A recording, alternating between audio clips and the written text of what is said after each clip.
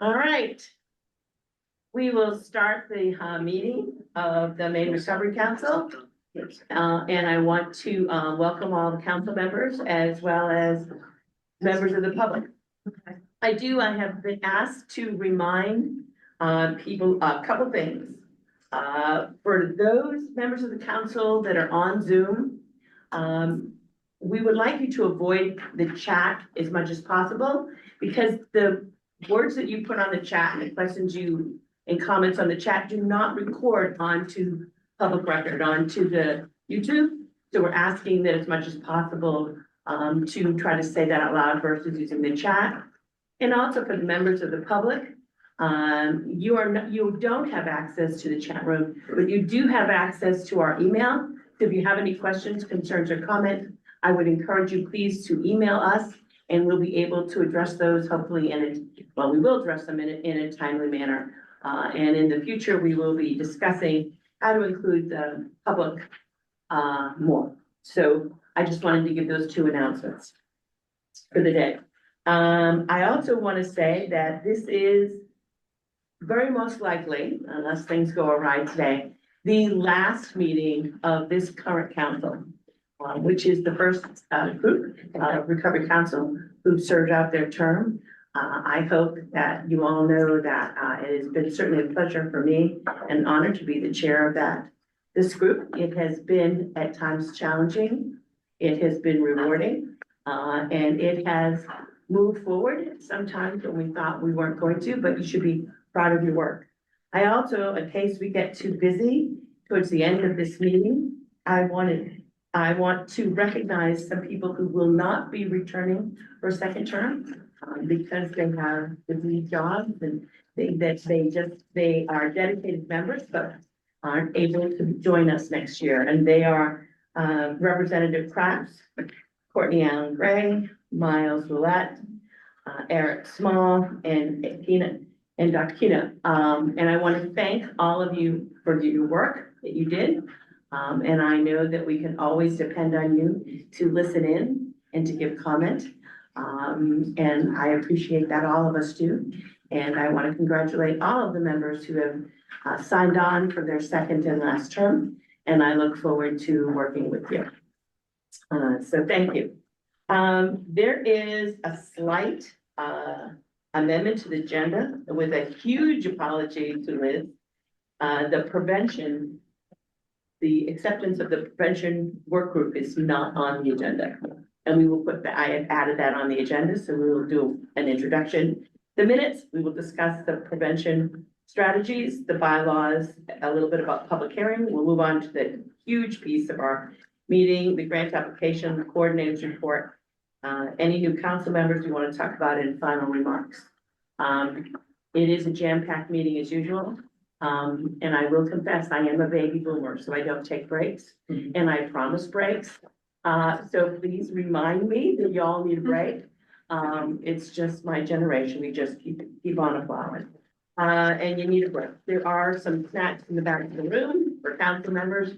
We thank you for coming here an hour early, and you do know that there is we have to be out of this building by 5, so we really need to stop our meeting no later than 4:15.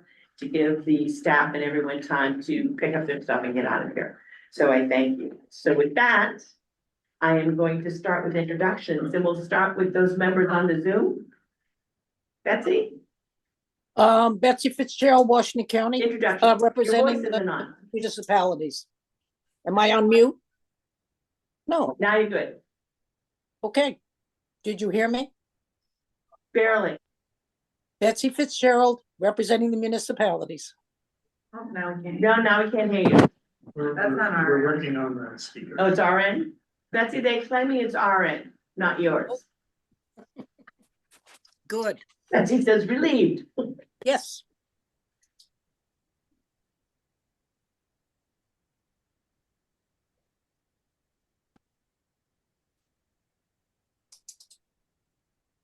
One more time.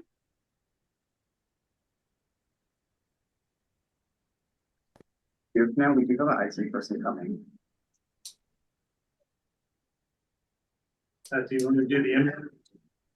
Betsy Fitzgerald, representing the municipalities. Thank you, Betsy. Eric? Yes, my name is Eric Small. I represent the litigating subdivisions. Thank you. I think that's all who's on Zoom. Then we'll go to Joe. You introduce yourself, please? Hi, everyone. Joe Everett, President and CEO of the Opportunity Alliance, member of the council, and a member of the Road and Grants Committee. Chastity Tool, harm reduction consultant. And person with living experience, Thank you. Hi, I'm Miles Willett. I'm a clinical supervisor at an outpatient facility in Aroostook County. I'm someone with living experience. Or you need. My name is Courtney Gary Allen. I am the executive director of MERAP, and I am also a person with living experience of substance use, as well as a 1L student at Maine Law. I'm Liz Buckwell-Moore, she, her pronouns, and I am the director of public health for Cumberland County Public Health. I'm Brendan O'Neill. I'm not a council member. I'm with the Attorney General's office. I'm Katrina Bonish. I'm not a council member. I'm also with the Attorney General's office. I'm Mary Coyne. I'm the coordinator for the Recovery Council. I'm Grayson Havens, also with the AG's office. Pat Kimball, current chair of Maine Recovery Council. I'm Todd Brackett. I'm the sheriff in Lincoln County, representing the participating subdivisions. And a quick congratulations and shout out to Chief Eric Small on his recent promotion. Chief. Thank you, Sheriff. Appreciate that. Reentry Network. I'm a person in long-term recovery and a person who lives with mental health challenges. Thank you very much, everyone. All right, we're going to get to this meeting and this agenda. We are asking at this point that we approve the minutes. Y'all should have got them in your email. Minutes of the October meeting. Do I have a motion that we accept the minutes of the October meeting? So moving. It's been moved by Bruce and seconded. And seconded by Chastity. All right. If not, Grace, can we call the roll, please? Of course. Liz Blackmore, Yes. Todd Brackett, Yes. Joe Everett, Yes. Betsy Fitzgerald, Yes, Gary Allen, Yes. Pat Kimball, Yes. Bruce Snowden, Yes. Miles Willett, Yes. Eric Small, Yes. Chastity Tool. Yes.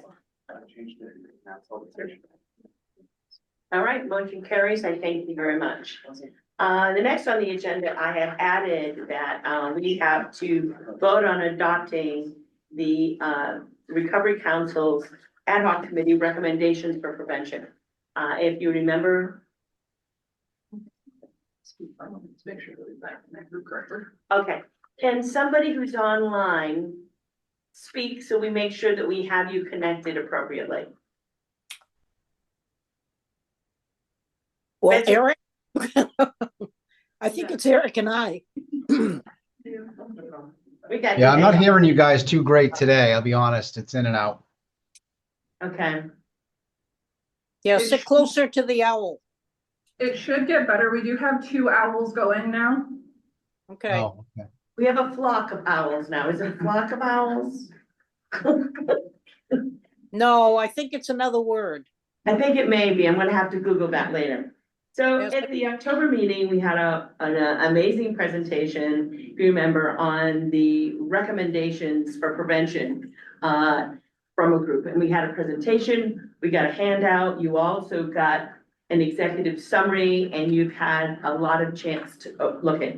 I do want to give a special shout out to Liz and her committee. It is amazing work. You know, it's a great foundation for us to move forward with in the next, getting some grant dollars out to prevention. And again, in the next couple meetings, we'll have a great conversation as to how we will use this document. But we have to adopt this document as before we can even move forward. So what I'm looking for at this meeting is a motion to adopt the prevention recommendations. Motion to adopt the prevention recommendations as written. Courtney has, made a motion. Do I hear a second? Second. Miles has seconded. Is there any further discussion on the prevention recommendations? All right, if not, Grayson, can you call the roll again, please? Liz Blackmore, Yes. Todd Brackett, Yes. Joe Everett. Yes. Betsy Fitzgerald, Yes. Courtney Gary Allen, Yes. Pat Kimball, Yes. Bruce Nauman, Yes. Miles Olet, Yes. Eric Small, Yes. Cassie Poole. Yes. So, Motion, all in favor, motion carries. Thank you very much for that vote of confidence. That's a great document. The next item on the agenda is a bylaws review and a recommendation and a vote. So as we shared earlier, we're at the end of our 2-year mark and the governance committee met. And you should have received in your email a couple of changes in the bylaws. Mostly it's in wording.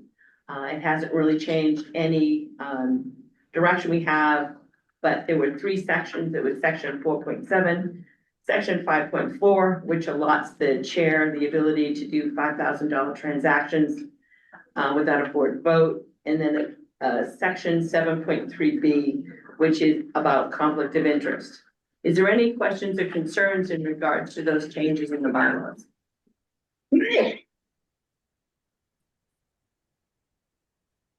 If I hear none, do I hear a motion that we accept the recommended proposed amendments to the Maine recovery bylaws? So moved. Joe moved it. Do we hear a second? Second. A second, further discussion. Who's the second? Todd? Yeah. Todd, yeah. Thank you. He's used to you sitting right beside him and you're not.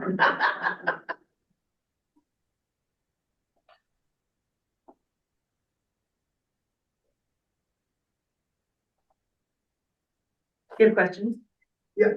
Actually, yeah, Yeah. I'm not sure. 4.7, with abstention. So what exactly does that mean? I'm gonna turn that to Brendan to give the explanation on 4.7. 4.7 is meant to give effect to when somebody abstains from a vote, so that their decision to abstain doesn't impact whether it's a yay or a nay. Because the way the language was drafted originally, if somebody abstained, it counted, it ended up being counted as a no. So this gives, I think the more proper effect to somebody saying they want to abstain. I like it.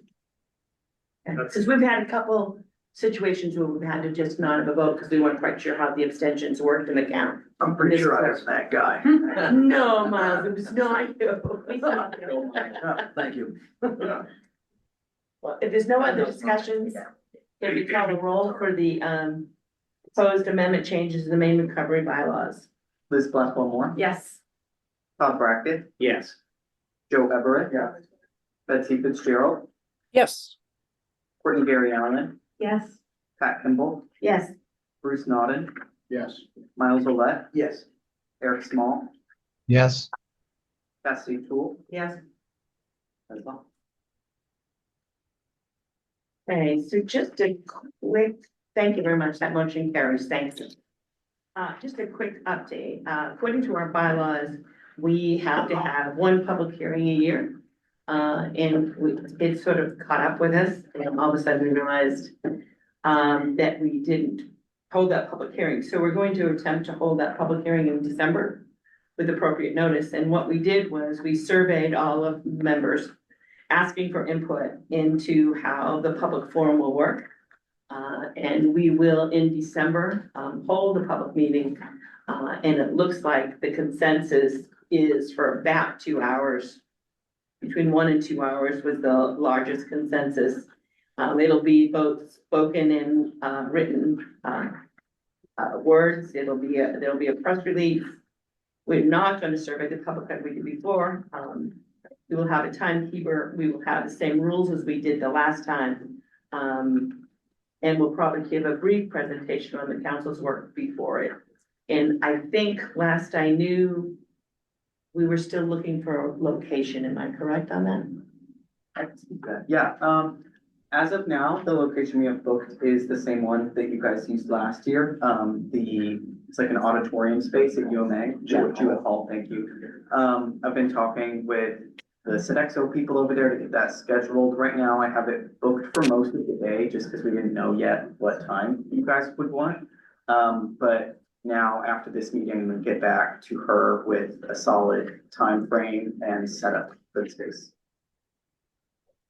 I wonder if like the barn for a recovery center that's big enough, maybe a good spot to hold, maybe, you know, the barn is kind of, central Maine for folks that are having to travel from the mid coast. Yeah. Or from the east coast.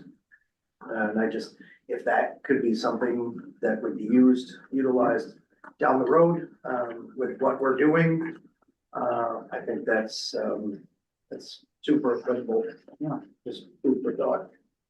It is what we got, and I think most, maybe not most, a lot of them have the ability to zoom in. And so you could actually hold, you know, virtual and do that. And again, I think that it is a conversation for the next council to have, to really talk about, you know, how do we engage the public more? How do we do that?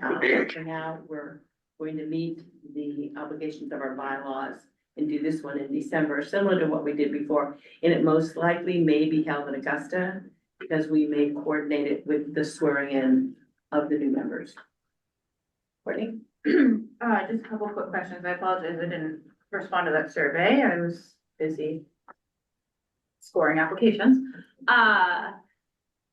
If you guys are limiting it to 2 hours, what are you gonna do if there are people there trying to testify?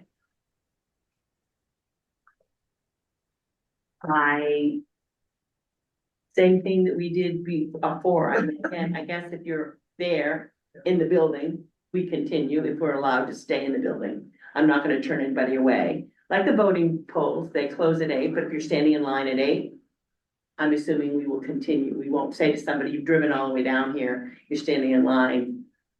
We're not going to. So that would be my assumption, and we will do some sort of survey around that with the council members as we sort of wrap up how we're gonna do this. Okay, Good suggestion, thank you. so then you might wanna block off a little more time than the actual amount of time that you're offering people to sign up. And then I was also wondering, are you saying like it would be like an open public hearing like the last time, or? And why I'm asking this is because I wonder if it might be more beneficial to the next council to limit it to comment on our process thus far, instead of like an open call of what Maine needs, because I think that this version of the council has done a lot of that work, and is very well aware, maybe not the next council, so I don't know. I'm just saying, like, maybe you might want to limit it to like the process that the council has gone under and like feedback on the grant application and the LOI application, so that it's a more targeted to what this council might need help with understanding how it felt. If that makes sense. We will certainly have those discussions. Again, my concern is that, concerns about it. It certainly can be an open conversation if people want to give it. I think that Mary had been talking about a more formal way to talk about the grant process and how it laid out, rather than just do a public forum that we talked about, you know, survey council members as to, you know, new, even those leaving, asking them how they thought. And so I will certainly get together with Mary and put together her thoughts of how that was going and coordinate that with public comment. We certainly can open that up. But again, we're trying to do this with both new and present members of the council. And so we'll see what everyone would like to do. I'll put together something with Mary. But certainly we want some feedback from the public and from council members as to this grant process. And then John. Just in terms of the amount of time, And I can see this is gonna be more discussed later in the agenda, but part of what's gonna happen at the meeting is swearing in of the new council. Mhm. It probably needs to happen at the beginning. Yeah. So, get it back to the. Because we can't do any more business as of November 21st, until those council members, until everybody is sworn back in. So we're So trying to Pat, you squeeze it may, all in before then. you may have said this, but sort of and Brendan, the public hearing is just a general public hearing. We're not focused on any, obviously, I think funding will be on people's minds. And also, I think just also our evaluation. I think people will be talking about how they think we did in this past 2 years. And I think speed at which we did things will be, you know, I think, just to say that out loud, but again, it's an open, right,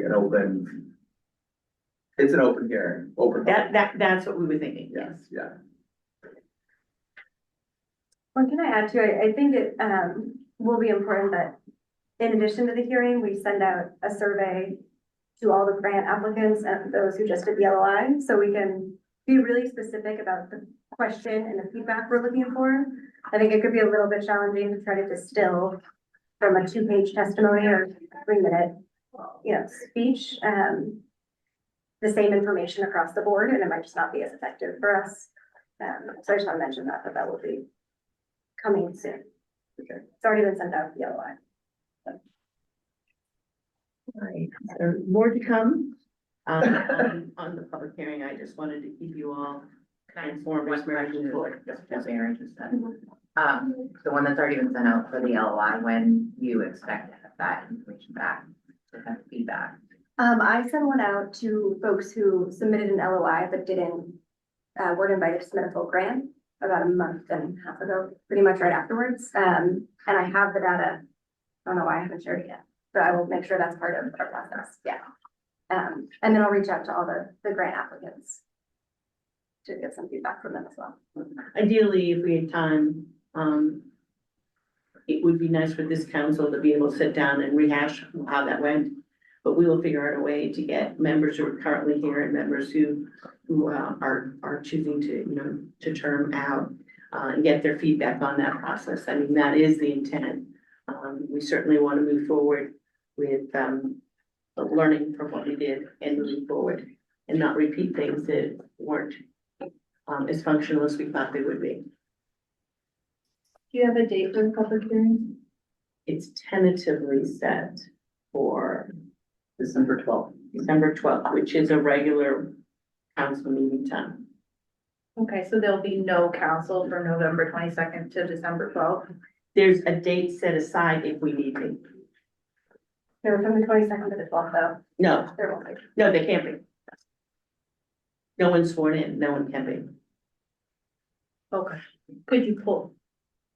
Never mind, doesn't matter.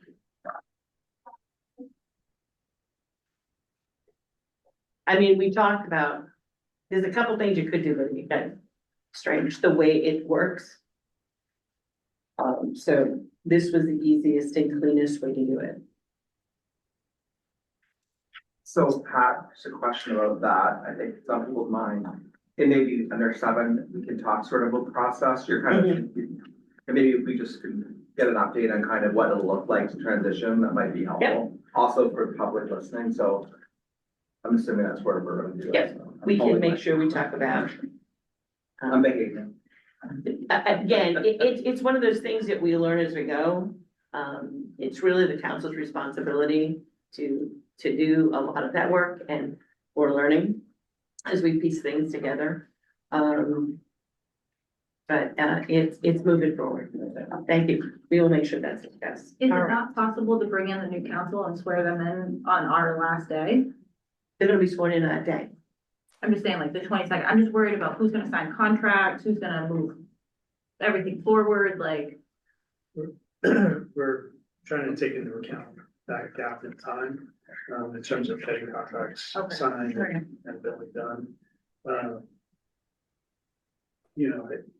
One thing we talked about was, having people sworn in today, this meeting, but it would require the current council to resign to then be sworn in. See, that was the craziness. And then We could have done all our work, resigned, and then sworn them in. Correct, that's what you can do, but it just didn't seem right. It's a And little- then, you know, trying to get people from all over, like new council members from all over the state here on the 22nd.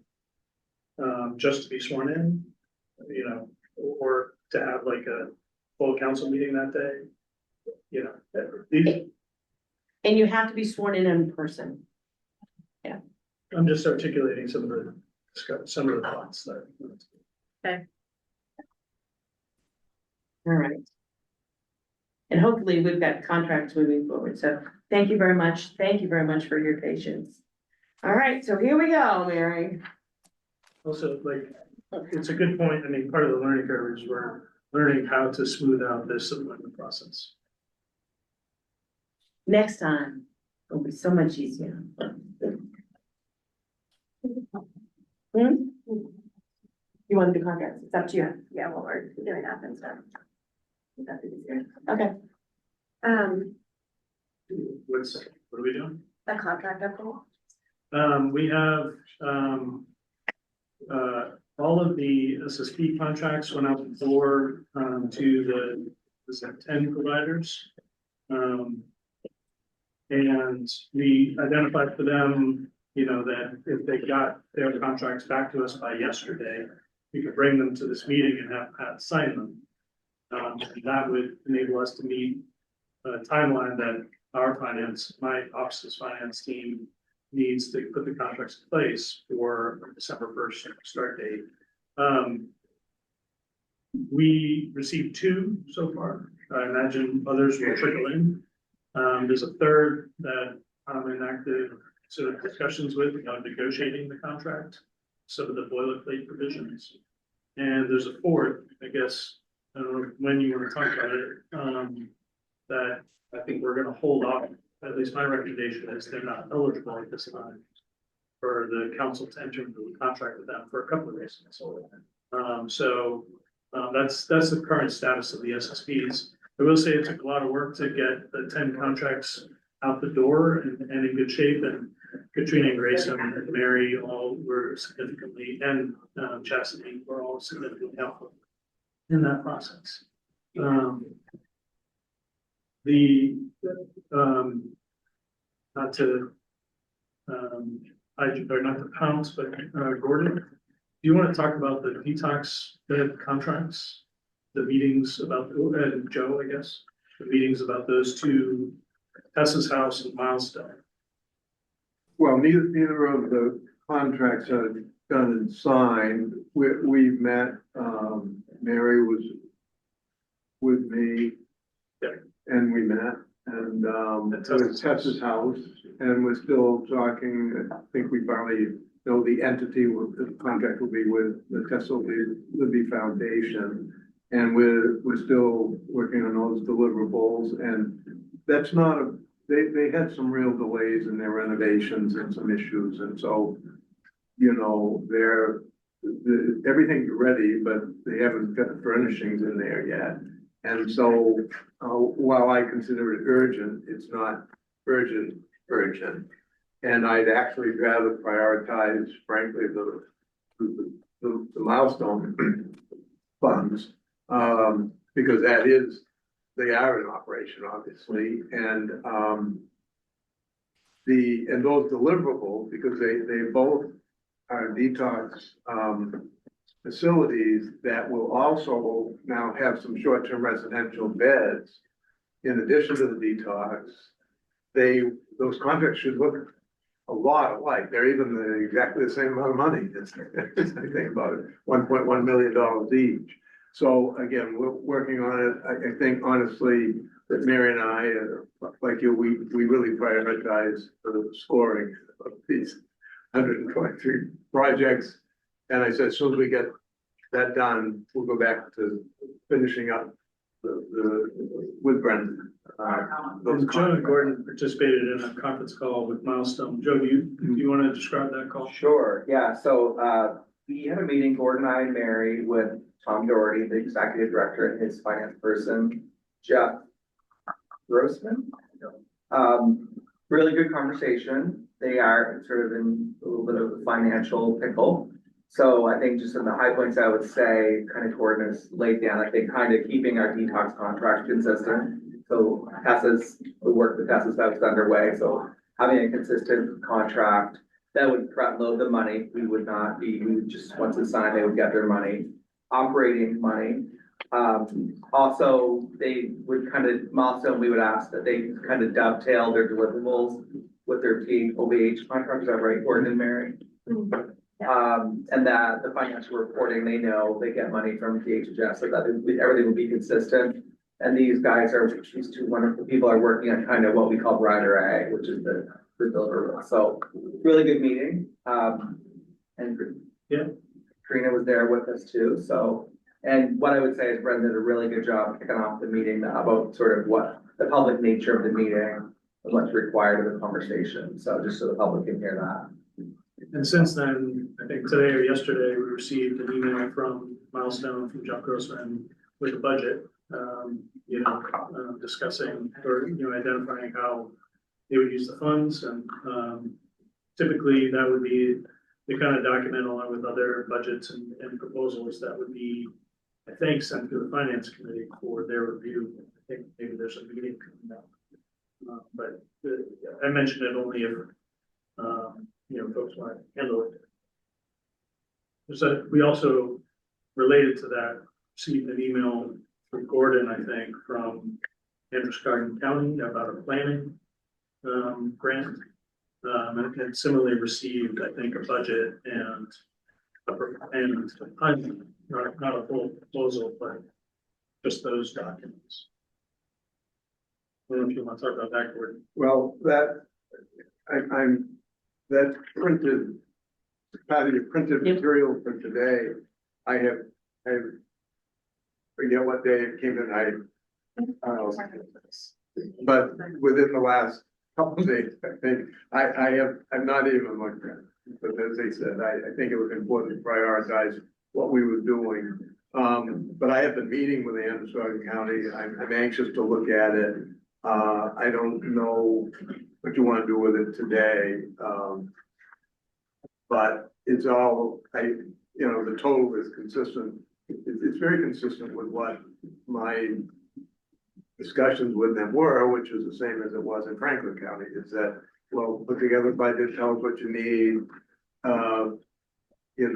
If we've taken $1.1 million of this 1.5 that we had and send it down to Milestone, that would leave you with $400,000 to do something positive with as soon as you can. And I see that their budget is $400,000, but I've not even looked at it. So I don't, what, were you hoping to, was anybody hoping to do something with that today? No.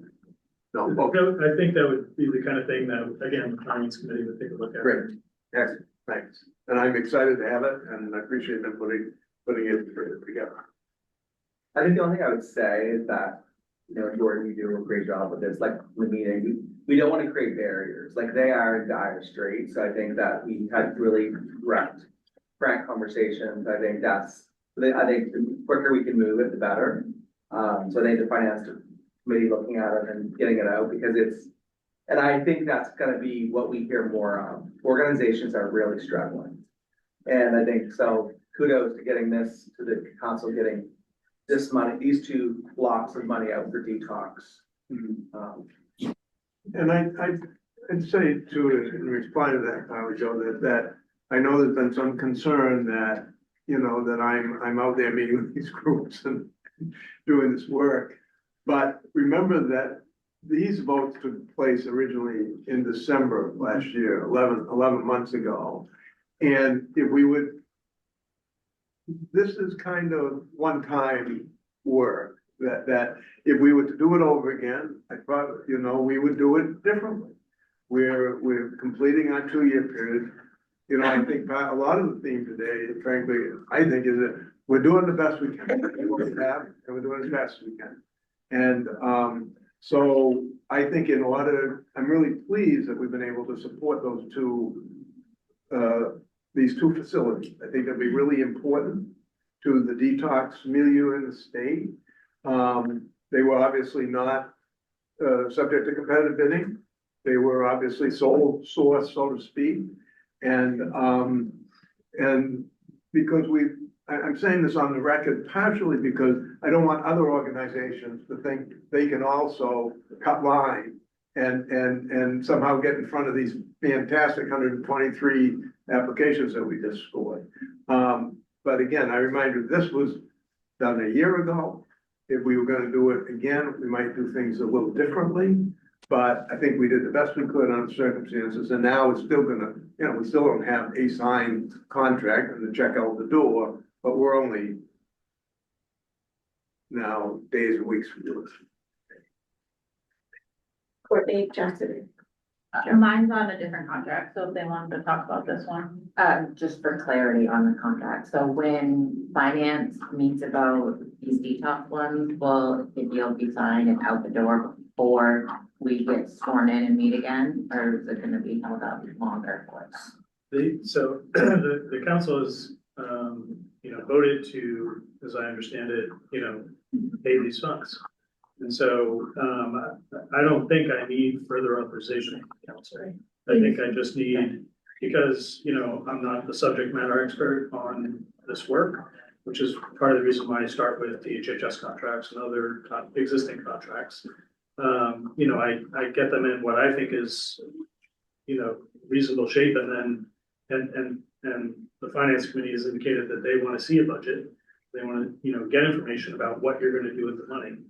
And so those two things, get considered.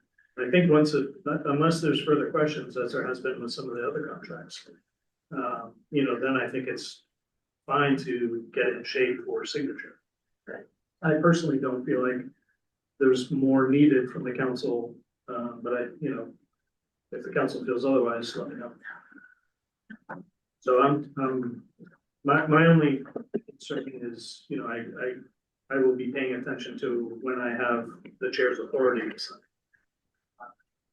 So I just had a comment on the comment on Gordon commented on. I think I really appreciate the knowledge and the working information that the council has around the needs, and that's what I was saying, Gordon, like your boots on the ground.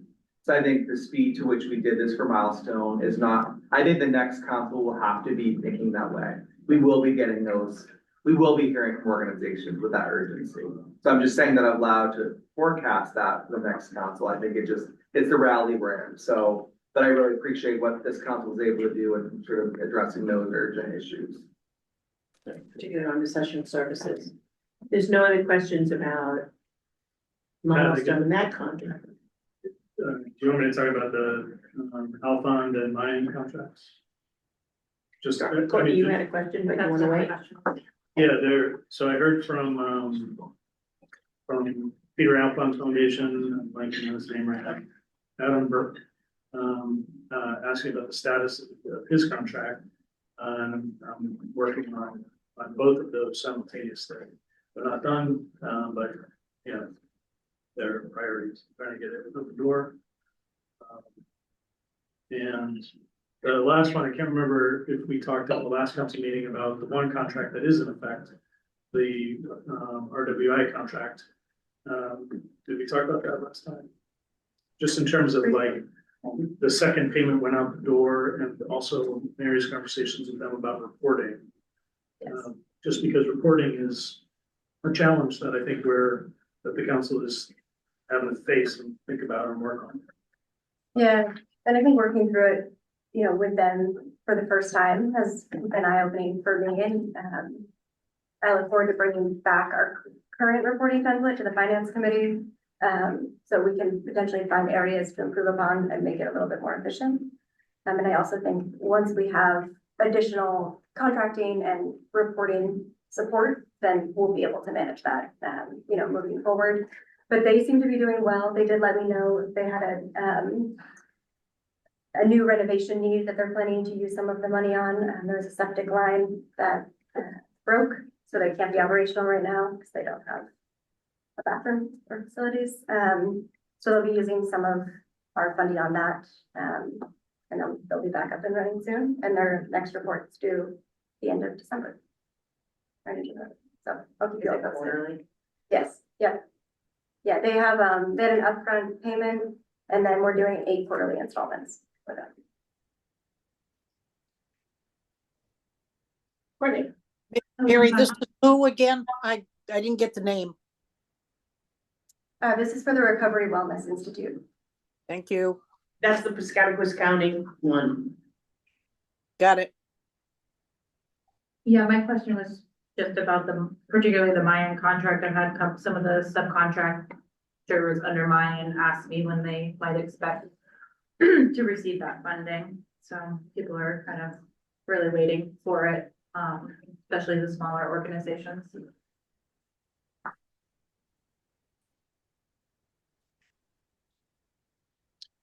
Did you? That's not a Okay. question, just a statement. Yeah, we're trying to get those out as quickly as possible, and again, once we sort of have our rhythm to it, we're hoping that, that ceases. But we certainly appreciate the patience of all the agencies that have been very patient with us, and I appreciate it. All right, anything else about contracts, or we moving on, Mary? No, a couple more things. Well, speaking of contracting and our timing with all of that, there is a proposed contract amendment in the materials for Barry Dunn. They are on board with providing us interim support until the RFP goes out, to help us specifically with contracting needs. And, that's looking at this December allocation as well as the upcoming grant needs. So today I spoke with Tim Cutler and what up in front of me. I believe it's an additional 25,000 to do that work for us. And that will go through the end of January. They still have again, just shy of 6,000 on their current contract, so we'll just add this as an amendment if it's approved by the council for the amount. That's. You need a motion on that? I do think we do on the amount proposed. Yeah. Am I correct that that was a recommendation from the finance committee? Yes. Yes. Yes, that was a recommendation from the finance committee, who also requested that I follow up and speak with Tim and Barry Dunn about the estimated cost for that, and this is what he was spoke about. That's what it's. You should have got it in your emails, and there's also a copy here. So I'm looking for a motion to accept the amendment to the Very Dunn contract. So moved. The move by Gordon and seconded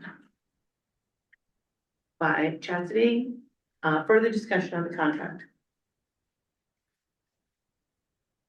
I don't see any hands, so they say, can you call a roll, please? Liz Blackmore, Yes. Todd Brackett, Yes. Joe Everett, yes.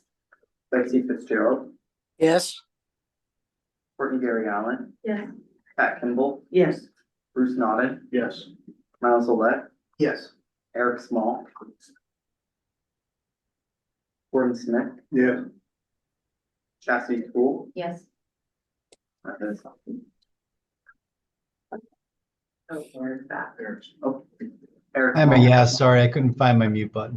No worries, thank you. All right, everyone, all in favor, none opposed, so motion carries.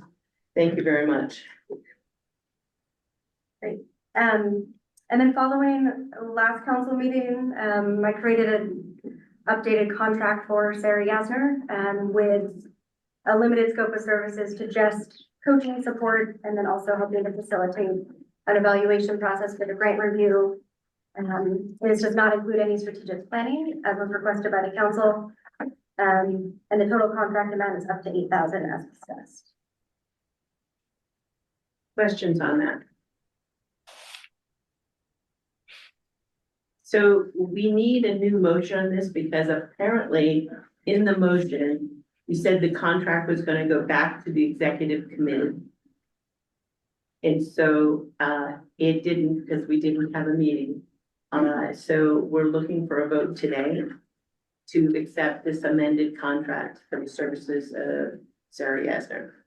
I didn't think we voted that way, but we watched the video, we watched YouTube, and that's what it said, was that the executive committee would then go back, make a new contract, pull out the strategic planning piece of it, and would just be executive coaching. And I thought we had voted on that this contract we're looking at, but we didn't. And so we're looking for a motion today to accept this amended contract for Sarah Gaza. Actually, that's, Oh, sure, yeah. just to clarify, is it just executive coaching or is it also evaluation of the council? Oh, it's all evaluation of the grant. It's written in here as a.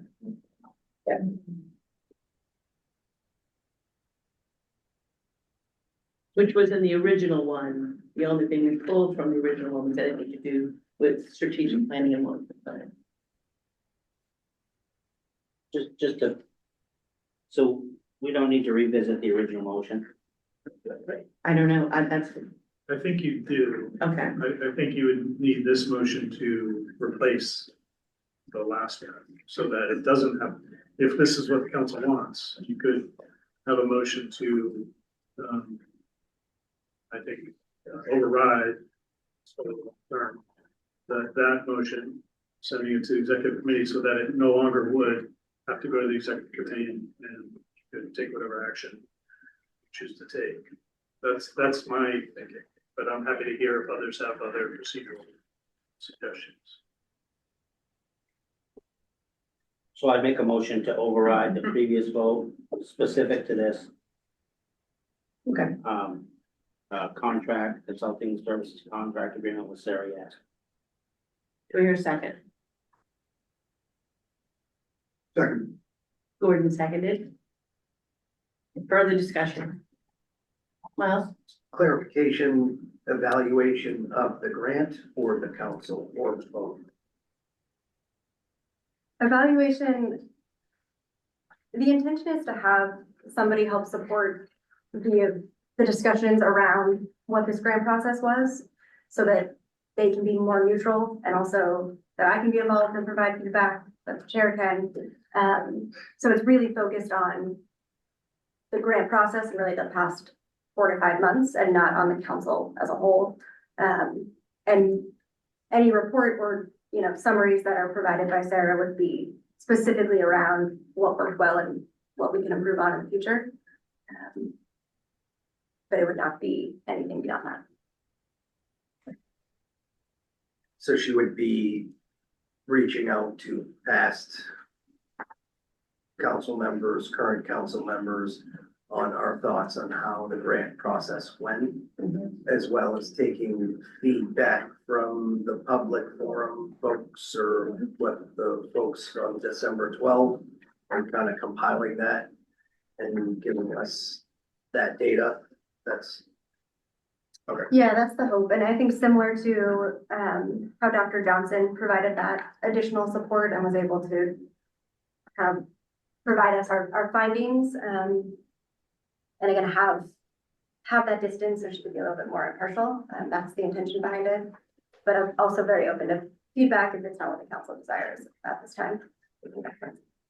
Thank you. Not to throw my wrench into things. So I was not at this council meeting, so I don't feel that informed, but I just want to sort of, again, say something out loud around resources. Like Mary's one person, like working, like this is, and Brendan, I just think that the next council really has to look at this. So I think, yes, this might be a great idea to evaluate, but I think that we're evaluating something that was almost impossible to accomplish with the resources we have available.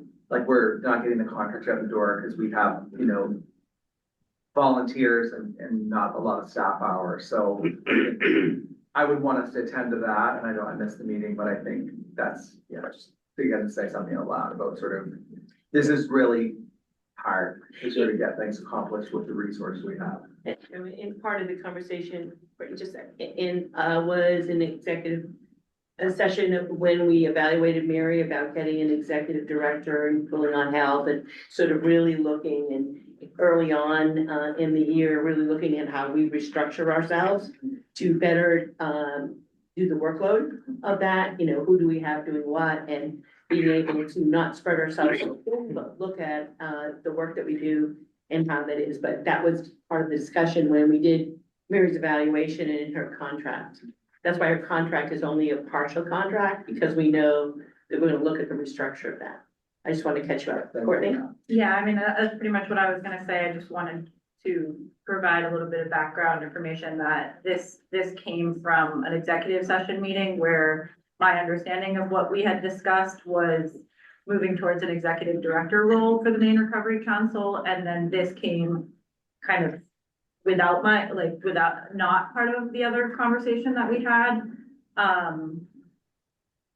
So, I mean, I'm leaving, so I just wanna like remind everybody that we need more help here. And this has somehow come out of a conversation about actually having staffing, which I don't think are the same things, so.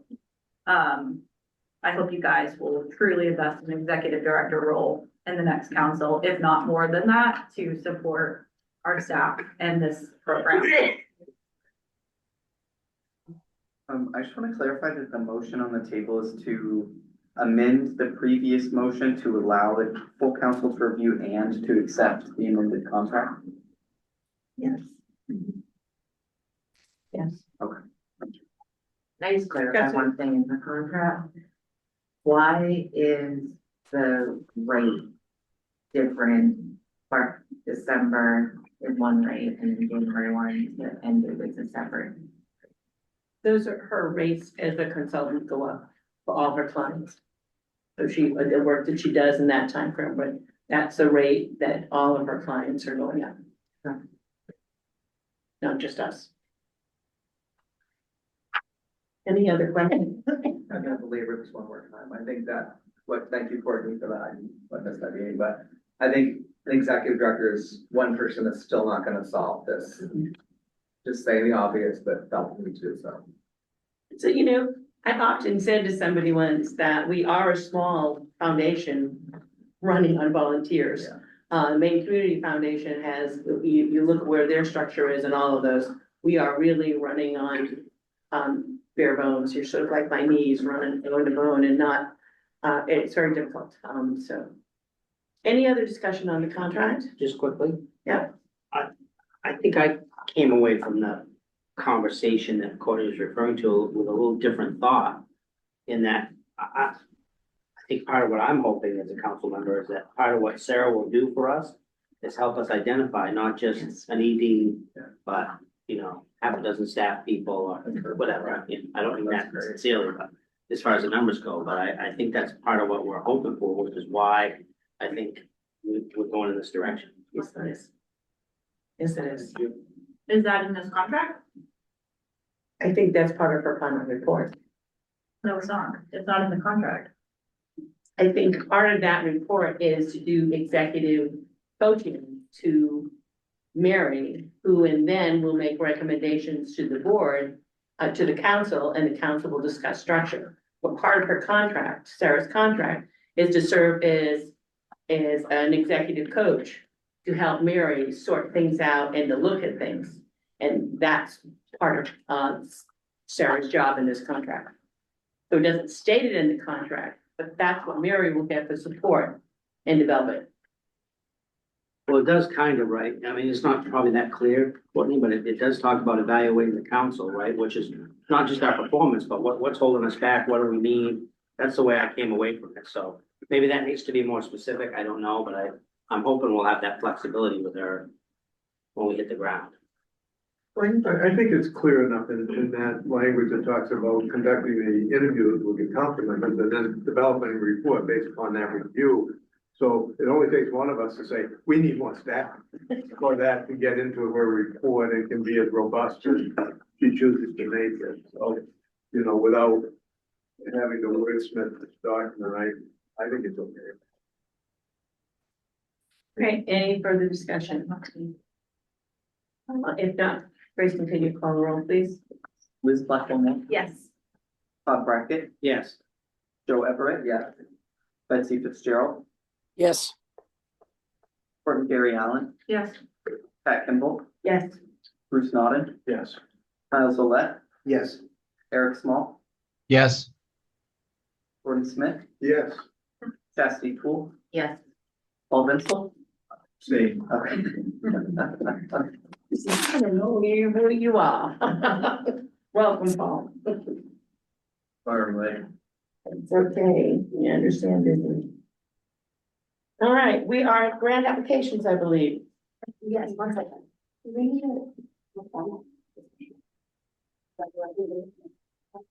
Thank you all for those who picked up some extra ones. I know Mary was greatly grateful. Say it out. Before we jumped into this, can I call a break for three to 4 minutes to go pee? I know there's a few of us. I told you, thank you, Miles, for speaking up, because I'll sit here for hours on that. I really need to go to the bathroom. So we are going to take a 10-minute break. 10 minutes, I'm looking, all right. I'm a baby boomer, I just do. Hey, Pat, can you hear me? Hey, I know we're on break. Around probably 4:15, I have to hop off, get on my phone and go drive somewhere. So I'll be gone for a few seconds. I'll try to get logged on my phone. Okay, excellent. Okay. The meeting can't Thank take any longer than 4:45, so When I see the judge. Yeah, I just gotta get somewhere for 4:30. So I'll get on my phone though. I totally get it. Okay. I'll tell him. My wife is- Thanks, Eric.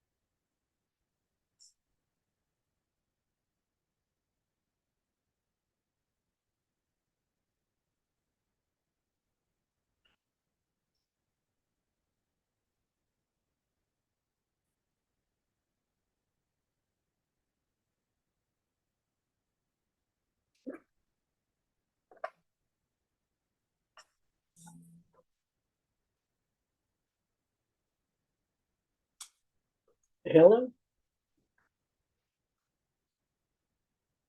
I'm good, Anna. How are you?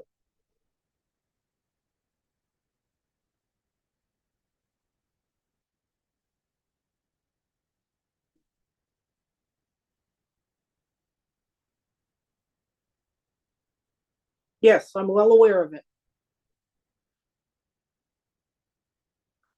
The folks who did it, were quite unaware of the rules and regulations.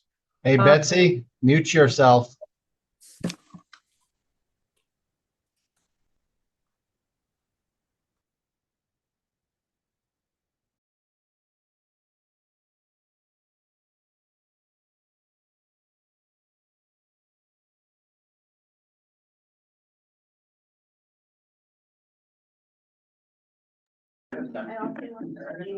Please.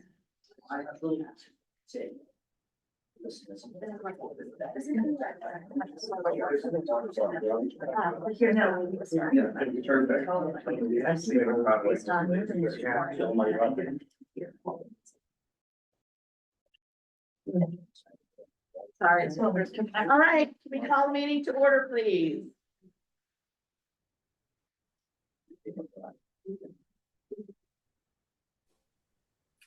All right, sorry about that, you guys. All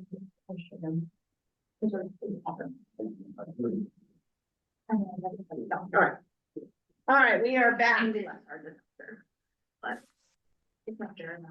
and ready to roll. All right, so this is the part of the meeting where we're gonna actually talk about the scoring and how things went. Again, as I said earlier, those who took on some extra work, I appreciate it. I appreciate all the time everyone took on. It certainly was a process. I was telling you, I'm familiar with the software, so for me, selfishly, it was easy, but I know that there was some challenges with it, and we'll get to those parts. Today is about looking at the actual scores, looking at what ones made the top tiers, and how this funding will move backwards. So Mary, where are we starting here with the? Yeah, if you can pull up the first tab only of that spreadsheet, please.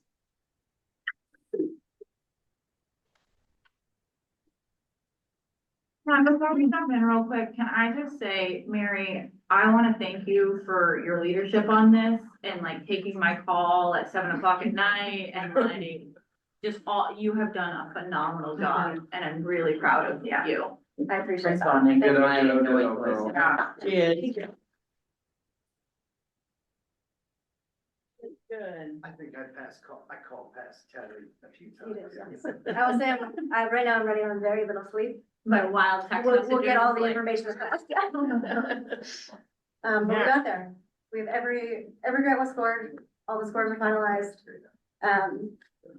When all was said and done, we had about 126 applications. In reviewing all of the average scores, calculating everything, double checking, there was a clear divide. The average score that we saw across all the applications was 82. So what I've done is I've taken the top applications here and divided them into 4 tiers. And that's what we're gonna go through today. Based on just this process and also the amount of time I've had to process the evaluation scores, I don't have a formal recommendation like I did last time, beyond what you see from the way these tiers are organized. If we, actually, let me.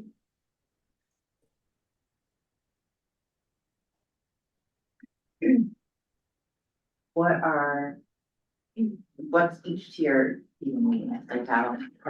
So tier 1, yep, is, they all had average scores above 90. But they also had a variance between scores of less than 10. Showing that there was pretty good consensus among those scores. There was 22 applications in tier 1, or 23, excuse me. Tier 2, they scored, below, let's see, below 94. Okay, so the tier 1 was an average score of 100 to 94, again with variance less than 10. Tier 2, the scores were between 94 and 90. But the variance here also less than 10. Tier 3 was 94 to 90 as well, so same bracket of scoring, but their variance was greater than 10. Okay, wait, slow down. Sorry. What did you just say about tier 3? So tier 3 had the same average score range between 94 and 90. But the variance between evaluator scores was greater than 10. Okay. So while the scores were comparable, there was far less agreement with tier 3 applications amongst the evaluators. And how many were tier 3? 19. 19, okay, thank you. And then tier 4. These applications were below a 90. But it's greater than the 82.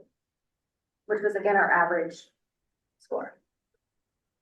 Below 90 to 82? Yeah. Less than 90, greater than 82. The variance amongst tier 4 applications was greater than 10 as well. I will say tier 10, or excuse me, tier 4 applications had quite significant variance, like upwards of 30 to 40 points. Wow. And then everything else is not included. It's not included in these tiers, no. Okay. But we can still review those and I have the information, We should not do that. Yeah. but So these are the ones that scored above the average. Correct. Please, Carol.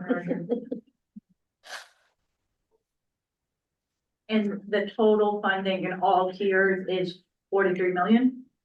Yeah. Okay, we should definitely not go below that.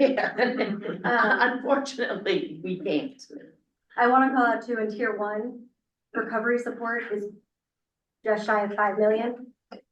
And theoretically, we could accept those recovery support and move on from that tier. We're not going to do that, but I just want to call out the amount of funding requests per tier before we begin the conversation. Well, what did you do if there was, because there was that option that would support the project but with less funding?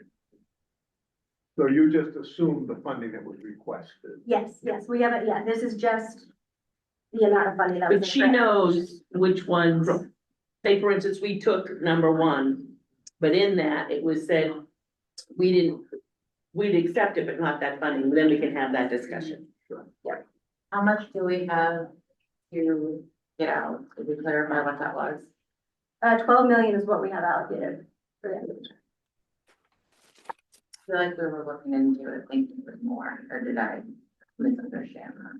I know originally it was 12 million, but Well, we set aside prevention dollars, remember, that's not included in this 12 million. Chester, do you believe we've had discussions about potentially increasing that, especially now that we're looking, starting the 2025 year budget? Nothing was confirmed, but that's a conversation we can continue to have for this next council in January. If there's a select number of applications that we want to consider for that additional funding, that's an option. Liz? I just wanted to put one thing out there that I felt like Ben may have said, but I think it was Ben who said it, but I appreciated, which was, yes, we may want to go through and be like, okay, here's 12 million, we're doing it all. We also can start with really great ones and say, here are really great ones that we all feel really good about, and then go back. I know some of you are leaving, and so you may have this feeling of wanting to do them all now today. Or maybe it's we do 12 million and then we can keep looking at them over time. The next council could look at them and say, okay, but let's now go to the next round and look at those. So I just feel like I want to say that we don't have to have this like hard and fast rule about all of it. And we can do a lot today and keep moving through them, because there's clearly all of these are above an 82, but there are a lot above 90 that we may want to keep funding in a subsequent year. I belong to an organization or work, volunteer for an organization, that's what they do. Tier one get funded, but they have the tier two set aside.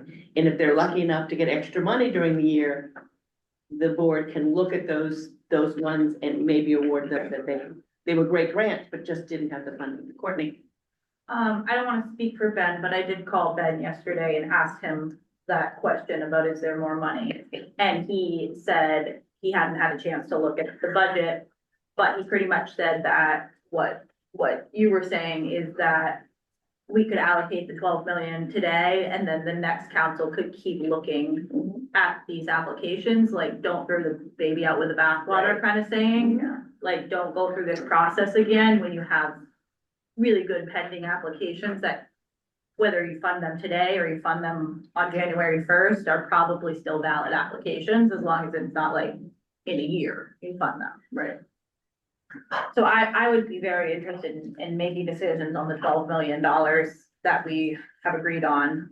And then you all keeping these pending, the top score pending for future consideration.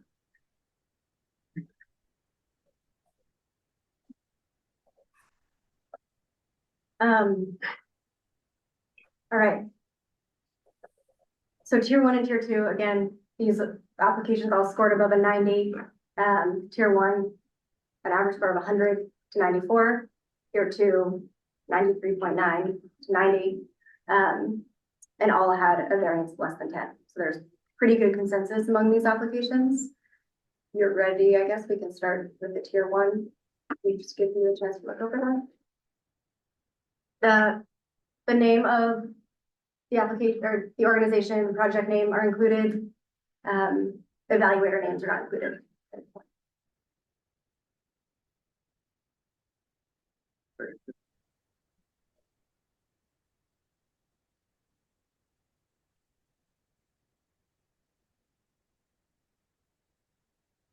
Where's tier two begin? Tier two is the next tab, which Grace, if you want to just click over to that, please. So Okay, this, that's all, I'm not Is seeing. that all of tier one? That was all that's tier one. Yeah, Let's but go back. did you go all the way down? No, Okay, I mean, I can zoom out, but that might make it small. so there's 23, okay, Yeah. yeah, actually, okay. This is tier two. I think tier one. Well, I thought there were, for some reason I wrote down that there were 23. It doesn't start till the fourth line. Okay, yeah, that explains, thank you, gotcha. And tier one, this is not based on how much they're requesting? No, good This clarification. is based on how they Yep. scored? Yep, this is all on Okay. score. Yep, and also, again, agreement amongst evaluators. Okay. Can you scroll down so we could kind of see from, no, okay, well. Okay, we can't get it all on screen, okay. I can zoom out, it just might make it clear. That's all of them. That's all right there, that's okay, I'm gonna go a little close. I can't see everything. Is there any way these are rented for us in this building? Yeah, we need printers. Yeah. We don't have access to a printer. I just do what? Printer. Printer. But she can, if you have a laptop, she can email you. I I can't. don't have one today, so, Well, I do, but then you have to use your, but the phone can. we have to use a hotspot because we can't get access to the internet.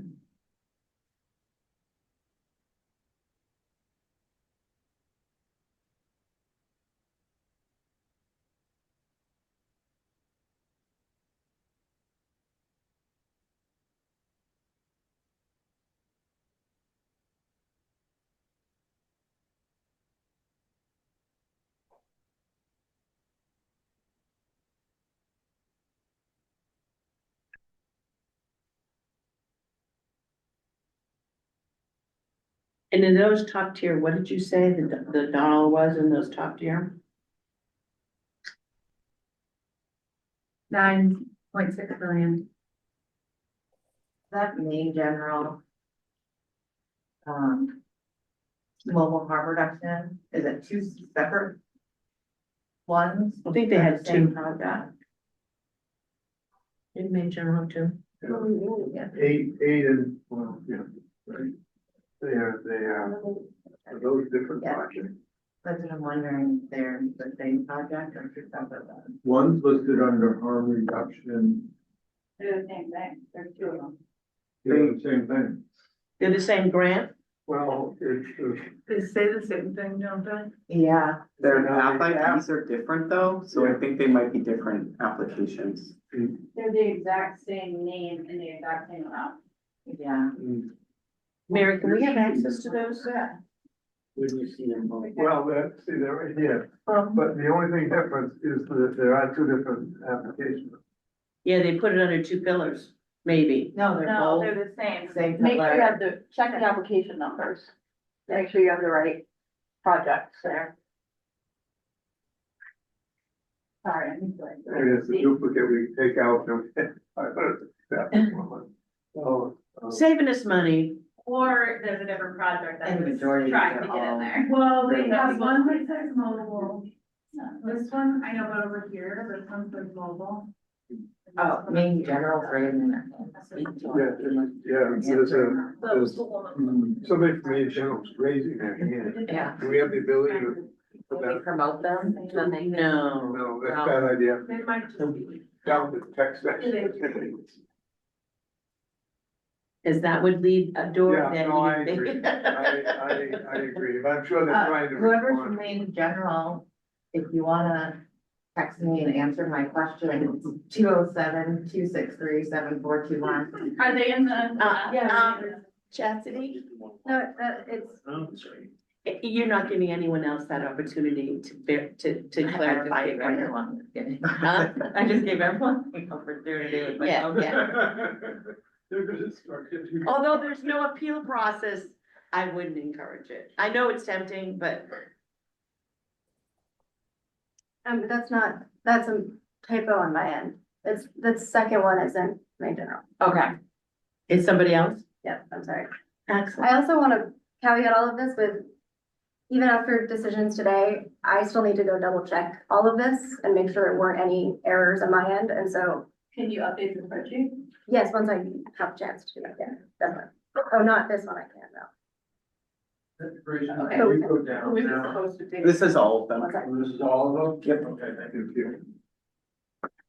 So that's just name drum. Is that what you're saying? Yeah.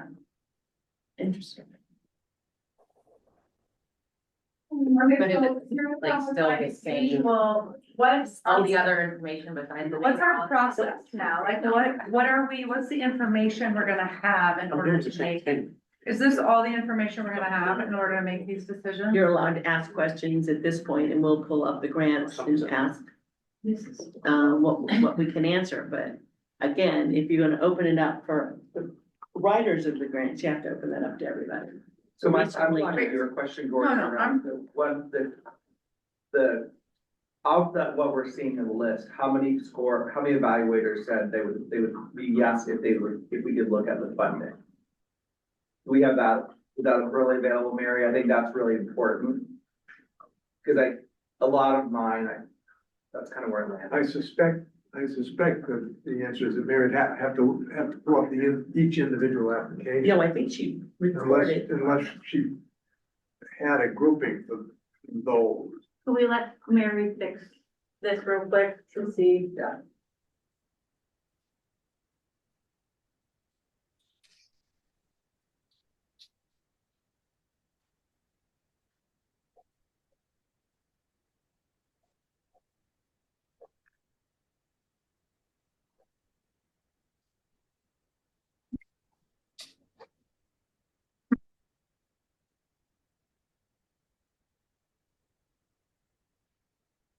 Seven, two, three.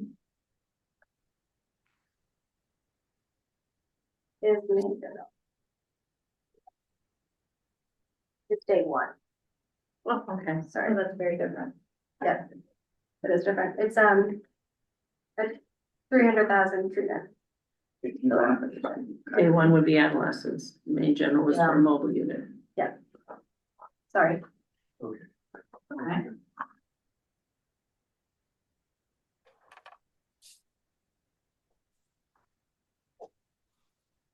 and they generally know that it is duplicate. They only have one application. Especially, So you left, inadvertently left out for day one, yes, yeah. Yeah. okay. So that 7 form. Yeah, that should be changed. So 749 is day one. I have an idea. Could we work backwards? Could the council agree to look at tier four? And I honestly, I don't even need to look at tier four. I'm happy to just cut tier four and start there.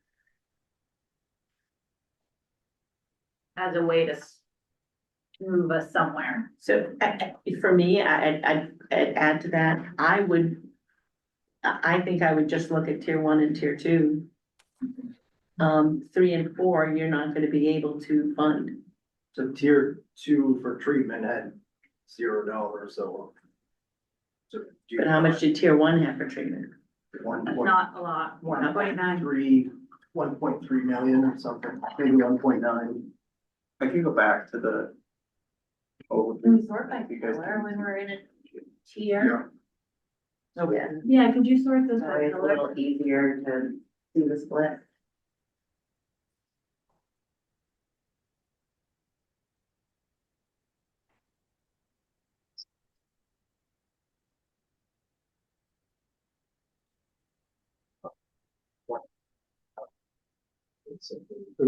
Perhaps we could look at the tier 3 for treatment only.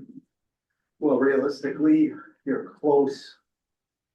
Well, it's maybe $1 million over for 1, 2, and 3 for harm reduction.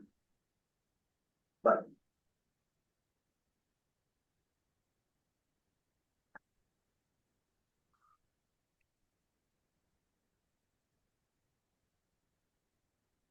Can everyone agree to cut tier 4? Not Unfortunately. without saying it, Not without saying it, okay. I mean, I don't, You want me to open that? I guess I'm struggling with like this not being enough information. Yeah. For me to go on, like I wanna just say, sure, tier 1, but like 3 people looked at them and I don't even know the summary of the project. Like, it just feels, I'm not trying to throw a wrench, I just don't know how to feel comfortable with this, like I want to go with that, cause that would be easy, but it doesn't feel like I've done my job of like knowing what it is that we're funding. Or you can start that process. You can pull each one up. I don't wanna pull each one up, I guess, I don't know if there's, well, this, yeah, very interesting, I mean, it's really wonderful to see, I mean, I'm pretty simple at math, I mean, so we could do, with basically $12 million and 3 clubs, we could do all tier 1 and do tier 2, and then something from tier 3, is that my understanding? or we Or- could do tier 1 and look at harm reduction and say, okay, we great, we love those 5 proposals, let's fund that. Then we look at recovery and we say, how do we fund 4 million out of this? And then we look at treatment. And then we go to treatment tier 3 to see if they're treatment tier 3 because we really committed to trying to look at, and those tier 3, they're 90 to 94, greater variance, but maybe that means they require a little more time and energy for us, others, to look at them beyond the 3, since they had a high variance. Maybe it's just because there was a reviewer who wasn't sure how to do the review, like there may be a way in which there are some great proposals there we wouldn't want to cut out of the treatment. Well, one idea is tossing around my head, do we still have this tentative meeting next week? You do. Yeah. Tuesday from 3 to 5. Tuesday, Zoom, yeah. 3 to 5. So I mean, I'm just trying to think, I mean, there's probably some, I don't want to speak for anybody, but there's probably some people that agree with you with that, they'd like to see the individual applications, and the only effective way I think to do that, rather than to go through each one today, is that now that we have a fixed number, there's not a, well, it's not hundred and twenty-three. We could, we could each have access to all of the tier one and tier two applications, and between now and Tuesday, look at whichever ones you wanted to look at. I mean, that really is due diligence. I don't feel that strongly.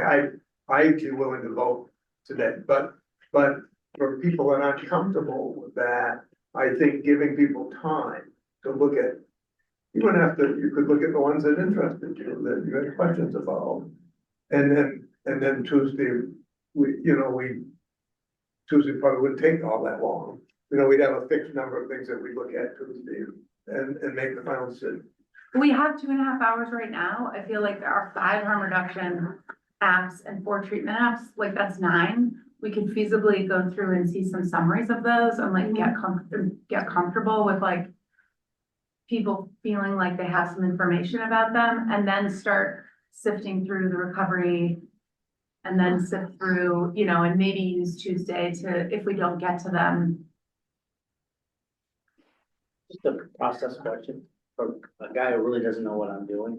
Oh, but I love your questions. So are we gonna, as we go through these, look, I was just very impressed with myself, right? Because I've never done this before and I struggled, as Mary knows. It's hard. And for lots of reasons, but anyway, but some of mine that I evaluated looked like they had made it onto tier one. I'm like, how the hell did I get in the same percentage as everybody else? To me, that speaks, for a guy who's never done this before, it speaks to the process, right? We put trust in each other to evaluate these varying experiences and evaluating grants around the table. And lo and behold, look where we came out with some of these, right? So to me, that adds credibility to the process that we It does. chose, either accidentally or on purpose.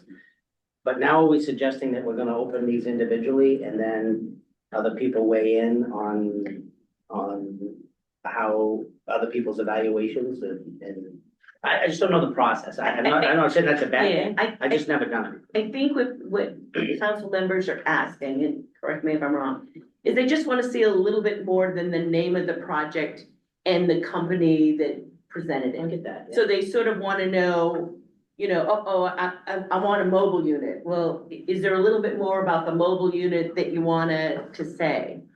Kind of thing. I think that's what they're asking, because you really don't have the time to read through. And so I think that's more of what it is. This was the top scorer. This was Maine pre-trial. They were asking for incentives. I want a little more information, because I want to know, like, when we start getting into like, okay, we've spent some money and now we have a little bit left. Hey, we haven't funded a single thing in Somerset, Penobscot, Piscataquis, and like, I feel like that's part of our role is to do that. And I understand that we're trying to do hurry up offense because we're at the end of this thing. And yet people worked really hard. And I think I just want to make sure we are doing some variables like, okay, there's this many harm reduction, this many recovery. We've covered these geographies. Maybe there's a really great one in tier 3. That's a geography that has 0 things. And I would think all of us would want to know that and do that. And if we That just do makes these sense to me. blanket statements, like, I agree. I'm worried about that. Because when I was reading them, that was exactly what I was thinking. Are all of these, because I read a couple in one county, and I thought, are these doing the same thing in the same county? Right. And, That's another, yes. yeah, That's so where is that? Geographic support. Location, yeah. All right. Can we see tier 2 and 3? Yeah. Is that, can we go through the? Fall, and then we'll ask Mary if we can see. The last question on the grant application score was, what information should MRC use when evaluating this grant? And I meaningfully put a note to MRC about this grant and what I thought was positive and negative about it. But, and I did that because I thought we would look at that. Yeah, I did the same thing. Yeah, which we can do if we go through. Well, that goes to my question was gonna be, because there isn't a precise place that we ask for an executive summary. So the question for Mary was gonna be, okay, these are extensive applications. Right. What piece would give us the best summary? Is it the three SMART goals? Is it the timeline? Is it the tying to our strategy? Is it the box? I think Well, the I think- last two boxes. The last two boxes, which was the signal from each reviewer as to what they wanted council to know. I just don't know, given that we're not gonna go through every application in its entirety. What, we should be somewhat consistent, I think, in which piece of each one we're looking at.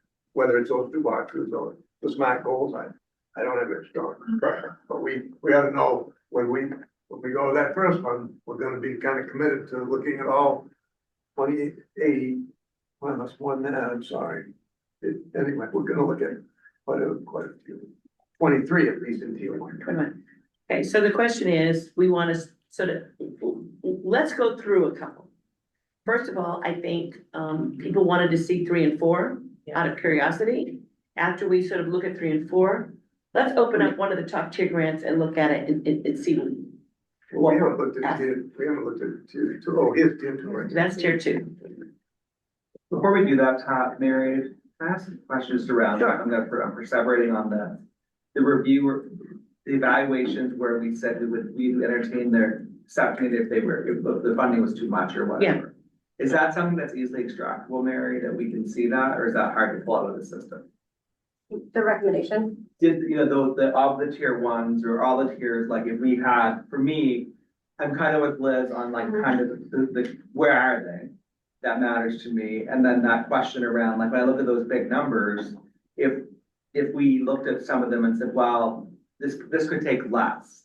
I'm sort of trying to evaluate our reach. So we said, well, this one, we all said yes to, but half of us said that we would say yes if we could basically reduce the amount of the award. So I'm just saying, if it's not easy to extract, then it doesn't make sense to go, it's easier just to go one by one. But I think either pieces of data that even make it so that we don't have to open all 40. I worry that we don't have time. We don't. Like, you know, we have the rest of today and I just think even asking us to do it on our own time is gonna be tricky. So just any data that we can get extracted would be helpful to me. okay. Yes, I can do, give me like 5 minutes. Can we see the other tiers? While she's doing that? We see what you want, tier 3 and 4. Yeah, very well.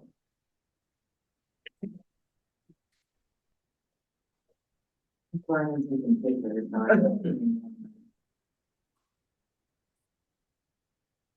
And they all scored higher than mine. Yeah.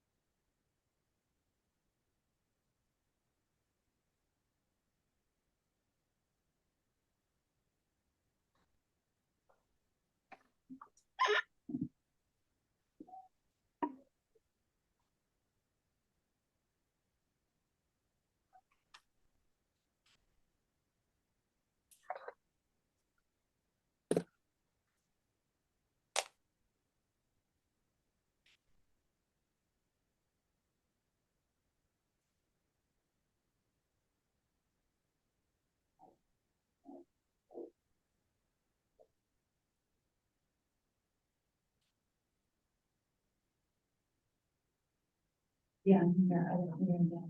Just very good support by states like that. And, you know, but that's. Reading time around it. No, I understand, but it's just. not Looking at one, those are outside variables that make sense. Something else that has to be written. That it moves. That we have. Things like that. I think we should. Yeah. I didn't see the, or the. Okay, so. Yeah. But.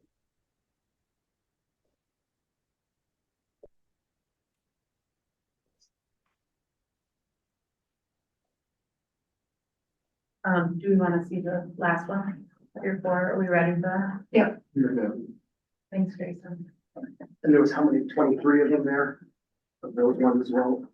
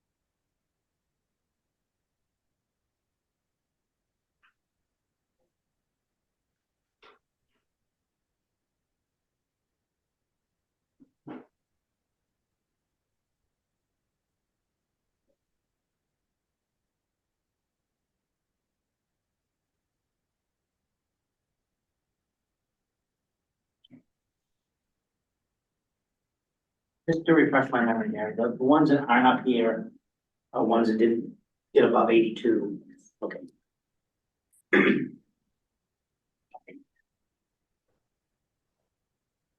And that's an average score. Yeah.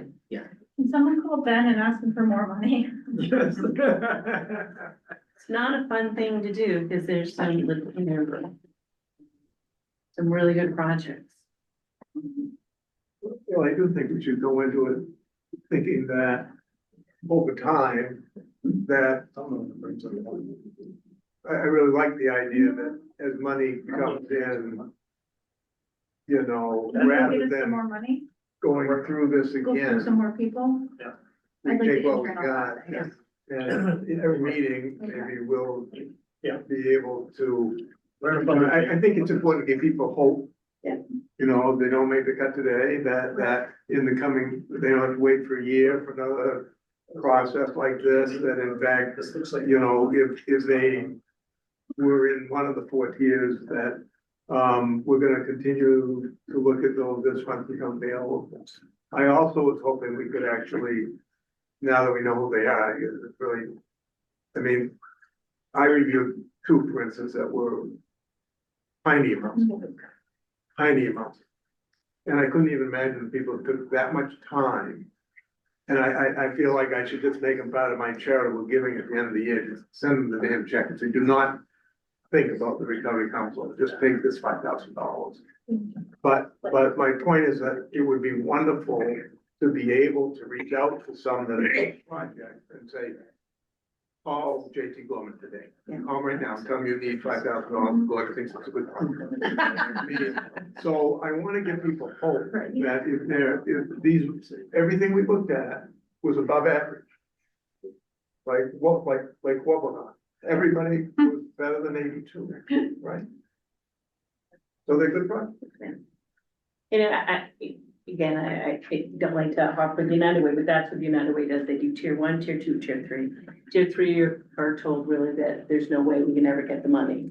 Tier 2 people are, if we have money, if the campaign goes well, whatever, we look at tier 2. And we don't necessarily go in order. We look at need, we look at amount. But it does, I think you're right, it gives people hope to say that we would have loved to fund your project, but we don't have the money.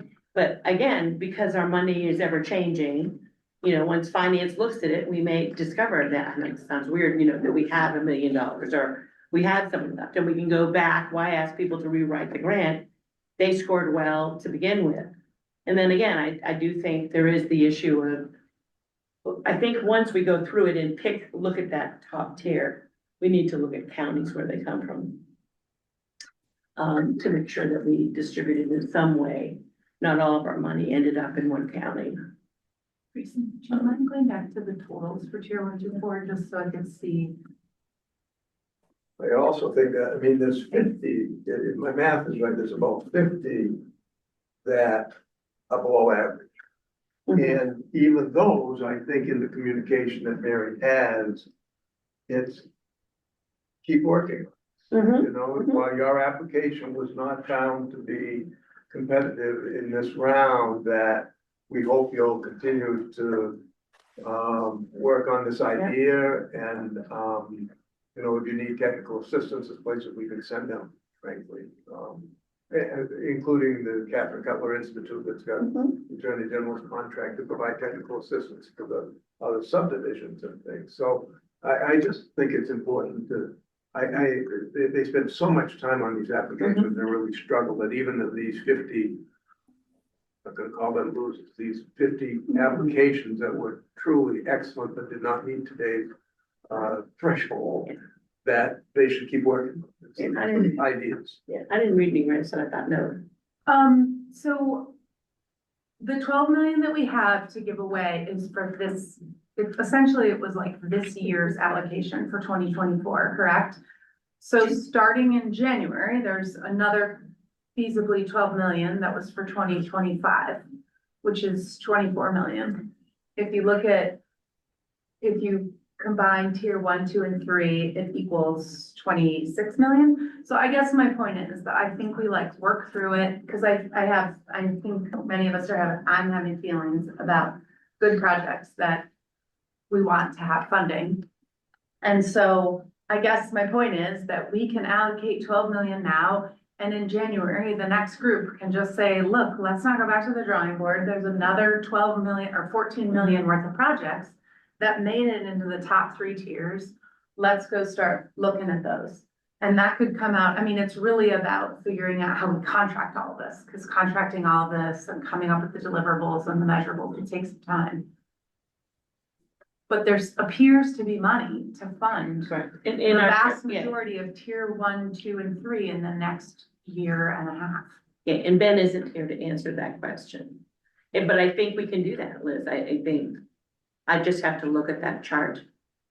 Yeah, I don't have it off. Yeah, I was trying to think if I could pull it off my phone, but I don't have it. Paul, and then Brendan.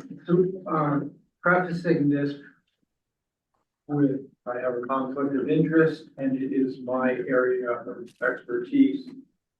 We did say that we wanted to try to equalize the prevention, the 3 pillars.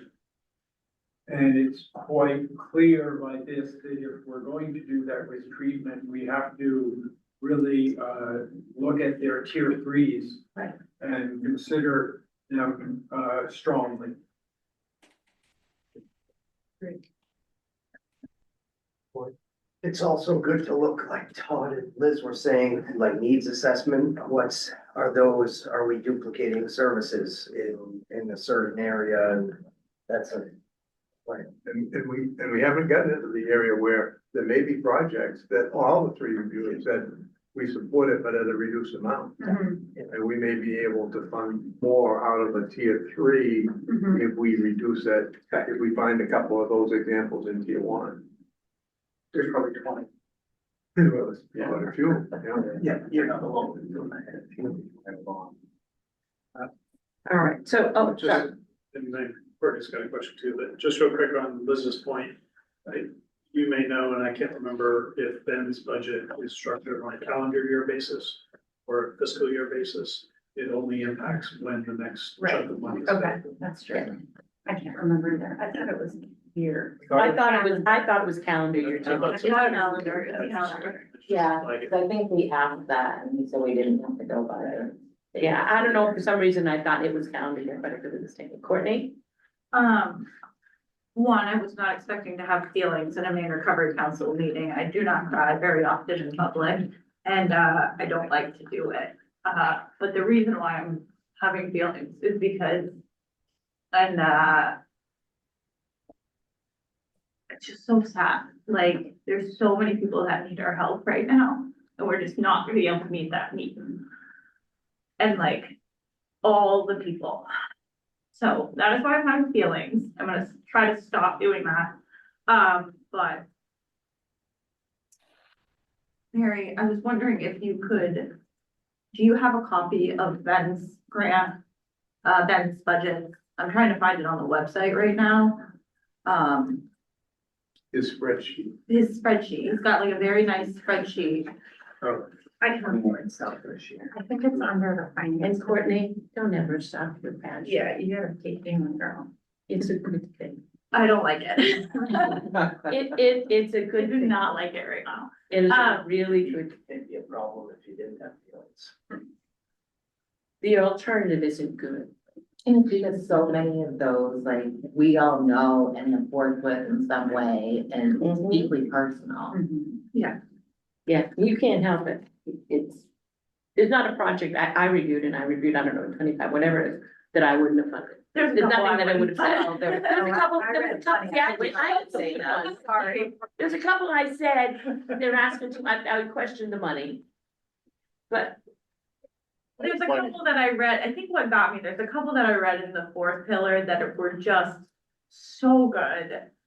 And like, ugh, like maybe they didn't write really well, or didn't know how to use the, like, don't know how to fit into the boxes that are required in grant writing. But their work is like phenomenal. And it- They're not out of play yet. you know, Breaks my heart. All right, So we need to figure out a process here, guys. All right, what do you think? Can I just ask for something basic? Can I see tier 1 and tier 2 again, please? Or can this be emailed to us also, so it's easier to sort of dig into a little on our own? Yeah. Instead of making. I'll take a picture of it, you won't. I would really like to look at tier 1. These are all the top scorers. And I really think we should try to approve everyone in tier 1. Sorry, folks. And that at least will get us somewhere, get Yeah. us started. And let's see, once we look at tier 1, let's see if we can I just, distribute county versus treatment versus harm reduction.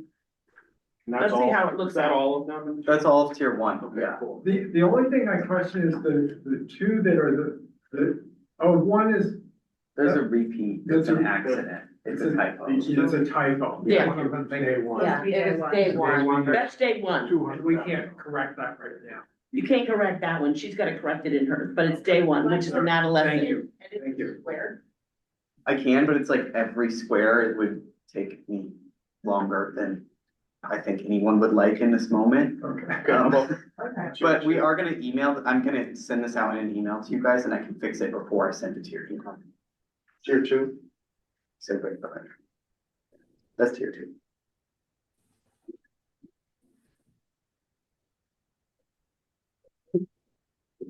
No. That's fine. Good, good. Get your balls on. The whole thing? The top of your head, Bruce. Well, you got some age on me and you've got more hair than I do, so. That's debatable.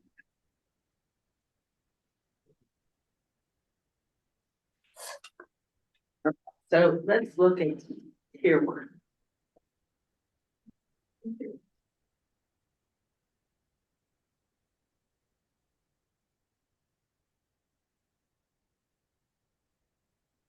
There is tier 1.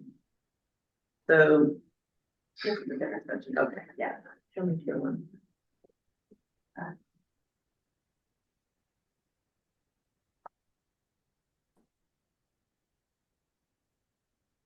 I'm just really struggling about, I know with you, Courtney, I'm not quite there yet, but just all of these that we're looking at scored above 90% and there's subjectivity to it.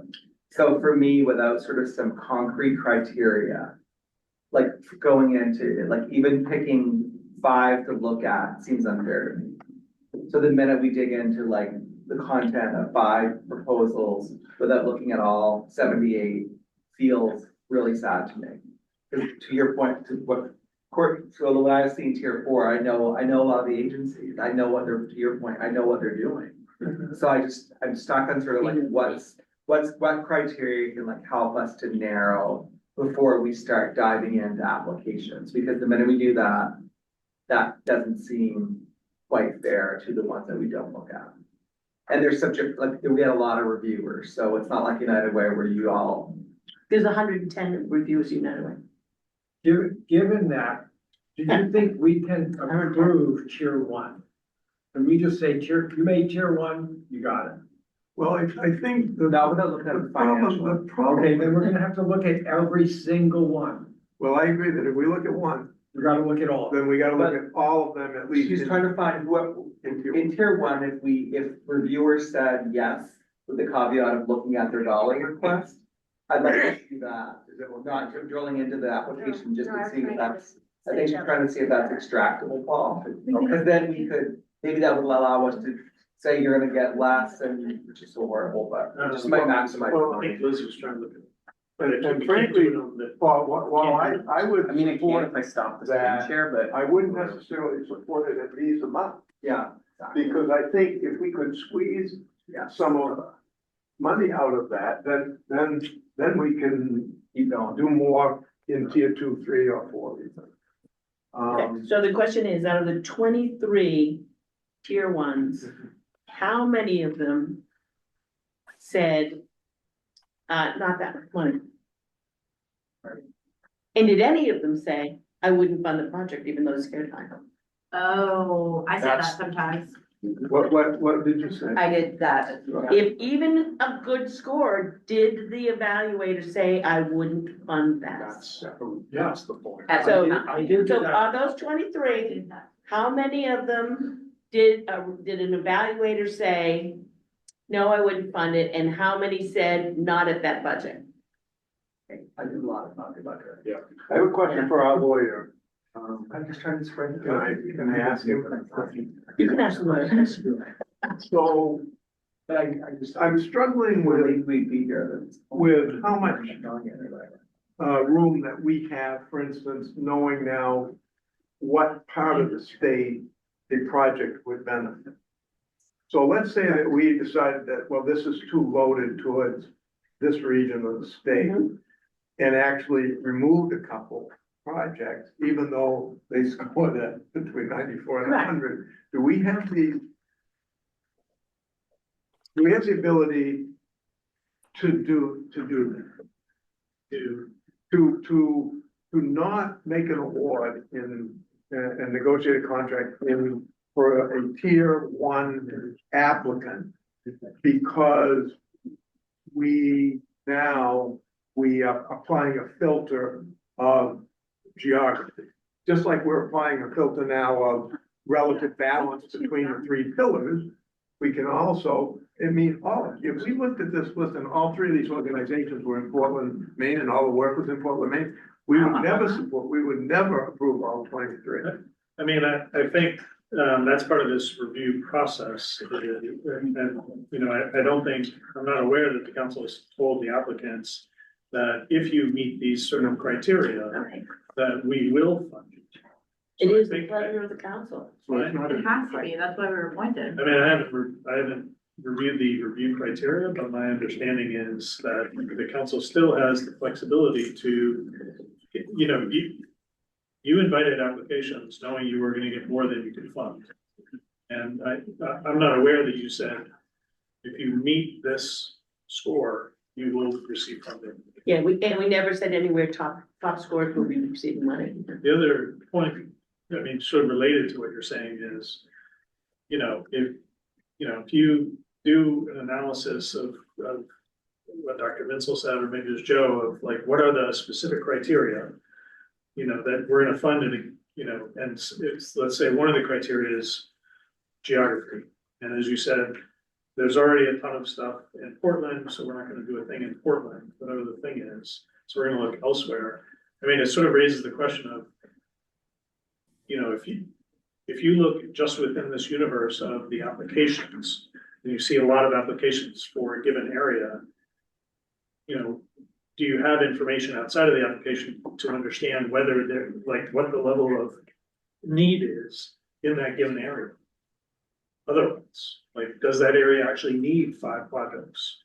You know, that was part of what Dr. Johnson's work was meant to be, was here's the existing need in the community, and then There's you, the gaps. you have the applications and you say, geez, we got 5 applications in whatever location. Let's look at what the need is. Oh, look, there's actually a need there, or there isn't.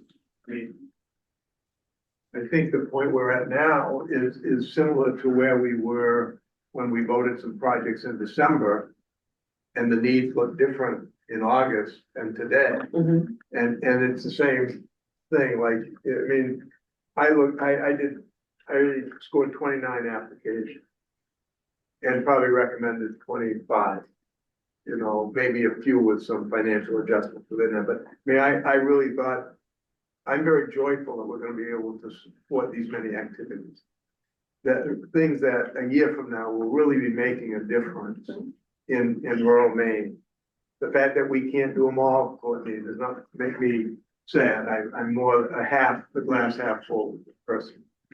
But I have a lot of subjective information now on, well, how are our beds doing in recovery? There's a lot of projects for recovery residents, for instance. Well, if I knew independently that now our recovery residents like detox, now this is not the case. But if I had information that said, geez, we may be getting at capacity in some parts of the state. We've got so many people opening up so many things, which is wonderful.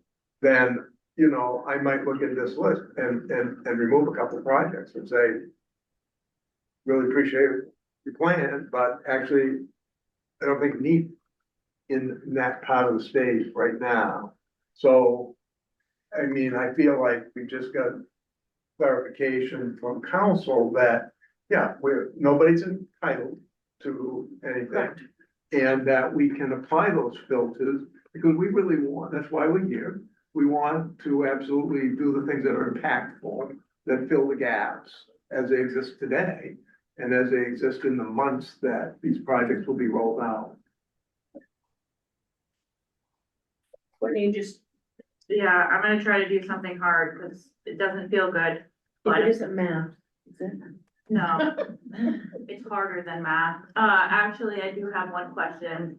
Mary, could you go to, or sorry, Grayson, could you go to tier 1 through 4 totals? Can you do a quick sum equals the sum of, and tell me what the sum of tier 1 plus tier 2 plus tier 3 treatment applications are? You know what I mean? Equals the sum. Just the 1.3, Yeah, I 1.3 plus the 2.9. I want. Oh, just for treatment? Equal, SUM. Okay. Just do it right here, just do it right here. Double click right here, yep. And type equal. Sum, open parenthesis. C9. Plus. E9.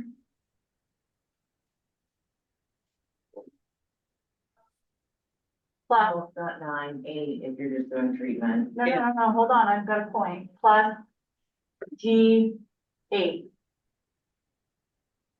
What's that? You have to put plus. No, it's very, you have to make it bigger. It's a bigger yeah, number just than will fit. Oh, Make the actual square bigger.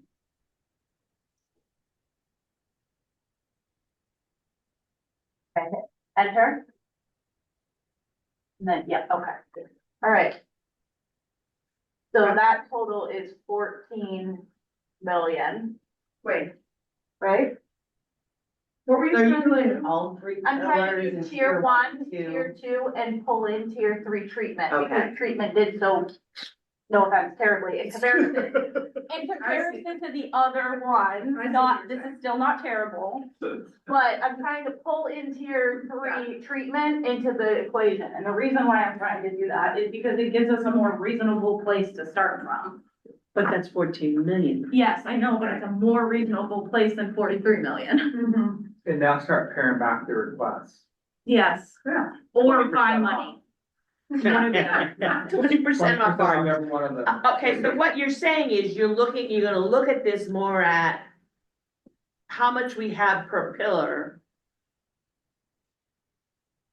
somewhat by score. So you're taking, I'm trying to start us from a place of negotiation where we can actually negotiate. Because $43 million, I can't even comprehend cutting from there. So what I did was I brought in the top tiers, the top scoring applications in tier 1 and 2. And to level set with treatment, I'm saying that we bring in tier 3 applications because they didn't do as well as some of the other ones. Does that make sense? And what I'm adding, I'm with Courtney, and then I'm saying now shave off some dollars to get back 10,000 or whatever. I wish the finance would have what's actually available today. Trying to text Brenda. We go back and forth with Ben a little on that. well, right now, we know we have 11 million. In the bank? We only have $11 million in the We bank. have 30. No, that's what we allocated Just for real quick, this. we can put the budget up, but we have to stop screen sharing this. We Okay, can't have hold on, both let me up write down my. at the same time. So we would have to shave off after 3 million if we go with where Courtney's taking us. Pop it up. But Courtney's taking us only to treatment, that's not funding anything else. No, that's zero. That's total. All of two, and bringing in treatment. All of one, all of two. And then bring it. So we gotta shave And 3 then million. 3 of treatment. Yeah. Okay, Because yeah, they, math is not my thing. so my other thing, and I think somebody's kind of mentioned this before, is that in the stuff that I scored, there were 2 projects that were both really good, but they were in exactly the same place, same area. And they both scored really well. It's just, it just, and they both ended up one of them ended up in tier 1 and one of them ended up in tier 2. And, we have to make a decision whether we're gonna duplicate services like that. Right, I think you can I think if we get to this starting point, then we can look at, okay, this is it. And then you can bring up points like, but that's in the same area, then we can determine which one of those would support, pull those funding out and then be able to take somebody else in. And I wanna go back to what Joe said, looking at that last block, or if we're gonna do what Dr. Vincel said, looking at those last 2 comment blocks, then the actual, because there were some projects that I scored very highly that I did not recommend. Did you recommend both of those duplicate projects? One of them I recommended 100%, and the other one was recommended it with funding reduction. And I think I put in, as I'm reading them, I think in a couple of ones I put in, aren't these in the same area? Just geographically or topic? Geographically, in the same area. I mean, I hope that and we can talk about this way down the road, but I hope that in the application, there was a place for us to kind of talk about that kind of geographic and this duplication, but there really wasn't any way to really score it that way. So kind of keeping in this spirit with Courtney went, and then the idea of kind of shaving off financially, it would be to get, and I think if I'm doing math, it was 11 million is our number and we're at 14. It would mean we'd have to shave about 20% off of every financial ask. Are we open to that conversation? By looking at. Not if you're talking about doing it. No, but we'd have to, and I don't have any dog in the fight, but we would have to shave 20% off of the applicants. And it might not be like, you get nothing, I get 20%, you know what I'm saying? We may have to figure out. Yeah, you could accept these ones, but you're shaving off. In order to get to the 11. And maybe to your point, Bruce, some we would say, you know what, we're just not. going It's to 12. It's It's 12. 12. Oh, 12, we just found $1 million. So that's, Everybody just start from the same place here. yeah. Maybe if we keep asking, it'll go up a little bit. Well, I'm trying to keep asking. I think we could do All right, so we're up to 12. We could do it. We can't. We just have to decide to do it. We can, but not today. Ben, that's a real Ben question that Ben needs to work it out. But again, Gordon, We said we do for budget. We could do whatever we want. We have $30 million in the bank, but when you take from the front end, you steal from the back end. Correct. I understand. But, and also just thinking about that duplication, do we want to fund two projects in the same space. Well, no. But that's where we come up with some of the No, 20%. maybe a little bit of And both. that's where, if we look at that last box that Joe was recommending, then we're gonna get a much better idea of whether folks said, yeah, we need to fund this at its full value, or whether they recommended that it. that it So was here's the funded. budget. So this is out of date. This is from December of last year. Yeah. But this is what we were able to find on the website.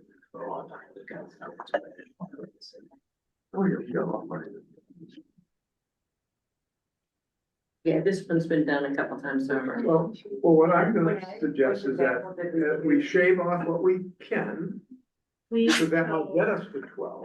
But then if we don't, I'm willing to entertain a discussion that I think we can make a request to the finance committee to see whether we could prudently more, and if so, how much more, and report that back in December. Is there a finance committee meeting presently scheduled? Well, there is one, but it's gonna have, but nobody's. No one's usually gonna on be the a council member. There is one, November 25th has been scheduled, but there's nobody on the council. I have a question here. We have 12 million in one-time funding and 7 million in ongoing funding. No, I that wasn't the recommend, one we no, chose. I recommend we take that budget down, that's not Yeah, I accurate. Just because it's confusing. Yeah. Cause we actually chose a So- different, we Change. chose, I feel like we Thank chose you. D. Yeah, No, we, or did we chose? You've already Way down, allocated right that. there, recommendation to the council, right there. bottom one. Okay. There we go. So 15, So we really have, But this is, again, a year old. I don't. And remember, you have 9.2 million in funding you promised. where is Ben? I believe in the last meeting, we had 30 million Oh. minus the 9 that we promised, and we have around 20 million right. But remember, it has to, yeah, But I'm just but it saying, has to spread out. If you spend it all I'm here, not saying that we are, I'm just saying that that's what we have right now. I believe we have 20 million. That is spread out, okay. you know what I mean? So what we have is the 22, 23, and 24, right? Which just got us to the 30. Correct, And then the rest of the budget is still spread out, you know what I mean? correct. You know what I mean? So Yes, I might be able to get my secretary to forward me that most recent one that Ben sent me, sent the. and then we have our own expenses And I that have to be added in there. Right, We have it in our email somewhere. that's right. I would, you know what, I Find it would, and email it. did they go to the Put it site? up. You're doing a great job. Thank you. You're doing a great job. That's where they Look at pulled your that. last You dealt with funding. my crying. Courtney, do you have the last finance committee stuff that Ben made? I should have everything. the last one, he didn't have a budget. He didn't have it available at our last meeting. Okay, We so looked at it just a few months ago, though. and Updated at version. the last minute, we didn't have it last meeting, so I get the money thing. You're avoiding the, how do we get I even know. to the money thing? Exactly. How do we get to point A that says, these are the projects we're funding? So Or we're- even, Mary's looking at getting us the number, the applicants, the evaluators that suggested they would be open to looking at a funding reduction. We start shaving there. We said, don't fund them. And also that I think there does have to be, I'll just show without here as a provider. We also don't want to desecrate a project. It might not fly without, you know. If you cut it too Yeah. Oh, here's the hard thing I was gonna say. Milestone just got $1.1 million from us.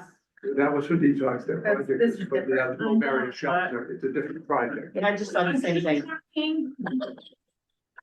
I saw the same thing, Courtney, I just asked, was there a difference? Different project, it's not fair, it's that. Yeah. Okay, I think there? the easiest way to do this, sorry, Wait, my Excel Okay, skills are not up to the needs right now. Let's just go through the tier 1, and I can tell you which ones. Can we just go and you ask questions about them to start? Sure. sure. Can you tell us though in tier 1, how many were recommended with reduced funding? Not right this second. But you, one at a time. Yeah, Yeah, okay. I've gone through 6 and so far none have. None have been in that category. I think that's the first place. in tier one and tier two. And the one that, the treatment one, where the coordinator recommended.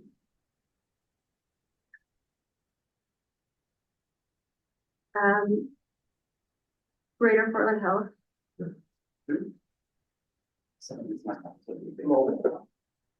That was for a mobile unit, Greater Portland Health. yes, everyone was in support of funding the project. Can you tell me what you're saying right now? I'm sorry, I've lost where we're at and what we're doing. That last block where we said we either recommended that the project be funded, we didn't recommend that it be funded, or we recommended that it be funded with a reduction in funding. One of those three options.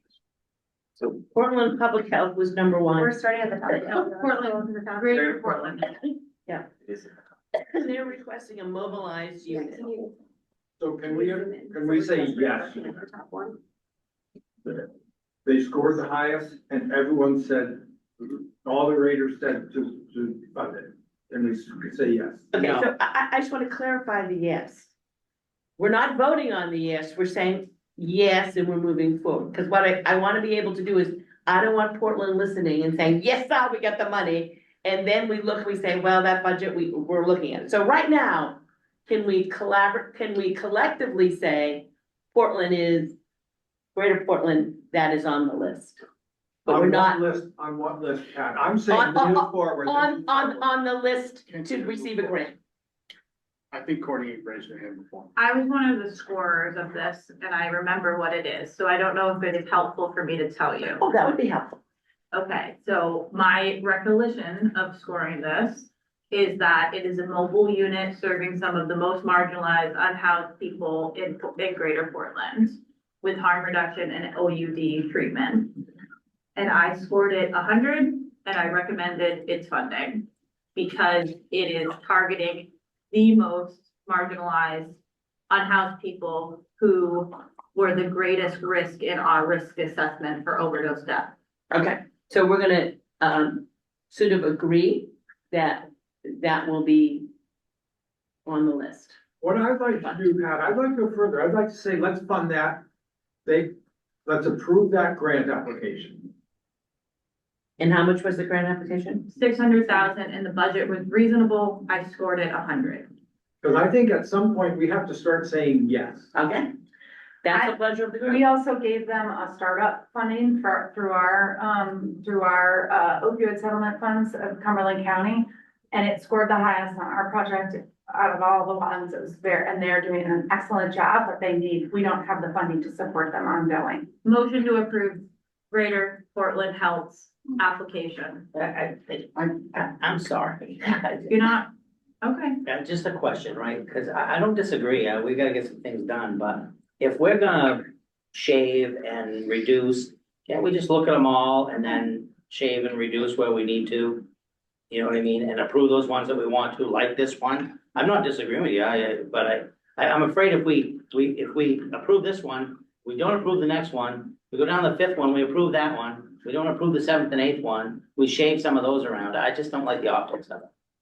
I'd rather look at the totality, know where we're at. But are we voting on individual projects, not willy-nilly, like how we will, I mean, I feel like we're voting on projects, aren't we? Well, I thought we were gonna vote on tiers. We're gonna look at the total number. Oh, I'm not voting on a tier, personally. Bruce? I thought our goal here was to find out which of these, I thought that's what we were doing first, is we were trying to find out which of these were recommended to be funded, but with reduction in funding. I thought that's what this exercise was starting with. I'm not disagreeing with anything anybody said, but I thought we were searching for places where, and we gotta trust the folks that did these. You gotta I mean, it's trust them. like, my God. So that, I'm totally with you, Bruce. That's what I'm looking for. That's what we're trying to do. If one We're trying to- person said, reduce the funding, I'd like to know And But it's not just about that, isn't it about duplication? We have to go through We- each one, and if we we're do. going Yeah, to this each is one, the why first- don't we vote for but them this as is we the- see them doing But well, Liz, let's this is the vote. first step. And then do we go back? So And now we go back, And we have to find out where these places are. If people did make recommendations that the funding should be reduced, we need to know that. The other thing is, we just got a recommendation from one person who scored that It's 100. application. It got 100. They got 100 to all. But we the did, but we got verbal approval from one of the people who scored, and that's not fair. Why Are not? we gonna It's go through and, It's 100. are we gonna go through, it doesn't matter. Then we need the other two people to come in and say how they No, felt we about it too. Of course we do. Why? So, Bruce, how do you think we should do this? How do you think today we should get out? I just thought the $13 million. first step that we had agreed on was to look at this and see where people had said if there was a reduction, if they approved the project, but they felt like there should be a reduction in the amount. so here we go. Let's go through 5. These top 5 here. This one here, everyone loved, it's over here, it's on this is a great one here. Let's go through number 2 and see what happens. Because there's a disagreement as to how we see this being played out. But let's play it out this way. I mean, if you vote on it, my fear is if you start voting and all of a sudden you get to, 4, we talked about regionals. What if all the top 4 are all in the same region? I don't know. Okay. So if we just go through 4. Portland, nobody has any objection to Portland. It got 100. Everyone said to move it forward. Nobody said reduce the budget. It's at 600,000. That's treatment, right? Harm reduction or treatment. Did no one say reduce the funding? Yeah, that was the thing. No one said reduce the funding. So that's a clear, No one said reduce the funding. So let's go to 2. and Cumberland County, you wrote that? I wrote that. Yeah, let's go to 2. Thank you, Liz. Okay.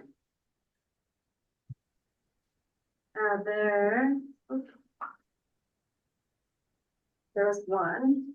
So,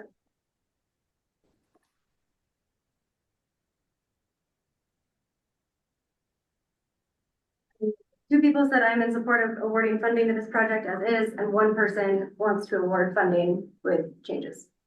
Okay, and which one is this? I can't read it. Main pretrial. This Hmm? funding could grab. Main. Oh, main pretrial. pretrial? Read the Barrier comment box, removal Mary. funding. Yes. And they had a couple. Which one was this? Was this the incentive one or the access to treatment? Do you want me to read what it says? Barrier removal funding for ancillary services, Yeah, $50,000. For treatment court participants. Yeah, so assisting with co-pays for medication, counseling, rent if needed. and one And person spread said, across the state. 1 person said they think the funding amount should change because their concern is they should have requested a higher amount. oh, well then, As I anticipate the demand for these resources will be significant. that may have been me. No, I'm a little confused because the pillar is treatment, but the project category is recovery support. Because it will also cover treatment. They wanna go to recovery They housing. want See, there are transportation something to like that treatment. that would fit treatment or Yeah. recovery. But so when we're considering the funding for each pillar, how do we manage that? We put our priority of flex funding for people in recovery in treatment. Yeah. That's why they're all in treatment, because we as a council chose that was a priority of treatment. Correct. It was our priority. Can you tell me which county this is? Cause. It's statewide. Statewide, okay. So is anyone objecting to main pretrial and the $50,000 to help with ancillary services? No, that was a good one. Okay. Here's 2. 3. That's 3. This one. Everyone was in support of funding the project as is. Yeah. Because that was me that said give more money. Which one No, we're talking this about? is- I'm talking about the third one. Maine Works. Maine Works. Yeah. What is it, Maine Works? Yeah. Northern county? expansion, Main works. Oh. It's in northern Maine? which it says northern Oh, expansion, but where's, what, Proposing to expand. I would assume we'll need to Bangor, they're Portland-based. It's, I think. Portland, Portland, Lewis, and, yeah, that's. Do you want to They see don't that include- application? That proposal gets enough to Bangor, I think. Yeah. Yeah. That makes sense. So did anyone say not funded? No, no one had a funding change request for Maine. Okay, and they said funded. And where is this one taking place? Do you know the counties? Is it in Bangor? Works. I just said that, I don't know. Well, that's why I'm asking. Okay, Mayor. I sorry. should've looked in there. Yeah, this one is. This is a related project, that's the charitable Maine Health, portion of Maine one, just point that out. So they're really getting. They're two different projects, two different. their northern legal expansion, organizations. they listed Hancock County, Kennebec, Lincoln, Penobscot, Somerset, and Mayville. So northern, How much money do they have? how much money are they requesting? Yeah. They are requesting 349. 349. Would you say Hancock, Lincoln? Penobscot. Penobscot. Kennebec, And they're, Somerset, and Waldo. and this is an expansion of outpatient services? This is still Maine work, Yeah. Yeah. so this is their workforce, they take people out, put them, it's not a law. Oh, okay. We're not taking it out of prison, he's. After they get out. Once they're released. They're already out of prison center. In jail. But it is true. I have worked for Maine Works and they are absolutely amazing. That was at the beginning stages. Marco drove me around in a van so that I could go work. This was like 15 years ago. He has done amazing things since. Right, so no objections to Maine Works so far. All right, let's go through one more. What do we got? This is from Mar. One person said, I'm in support of awarding funding to the project of changes. The other two are in support. Is there any comments from that person? What changes? And Mar is recovery homes? Maine Association with Companies. Yeah.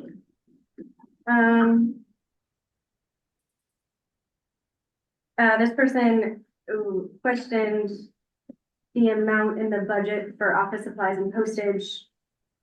They're requesting 2,560 for office supplies and postage, question mark, and another 2,000 more for office supplies and equipment for a fully remote workforce.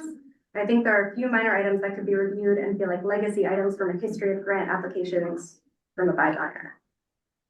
But it's a $442,000 grant, so they're objecting to the $2,000. Do you mind telling us what it is, what their work would be exactly? Is it housing or is Where? it rent assistance? Is it? I didn't score it, but I think I know the project that they currently have a state contract that give them money to, there's a bed subsidy that's available to the certified recovery residents. And I imagine that this expands the amount available so that there could be more beds covered in probably to incentivize the residencies in rural Maine. I say that because it's called the rural recovery. Yeah. I just want to know from Mary. what it Yep. is. Yep, they're statewide. Their strategy they chose was to increase access to affordable housing for people with OUD.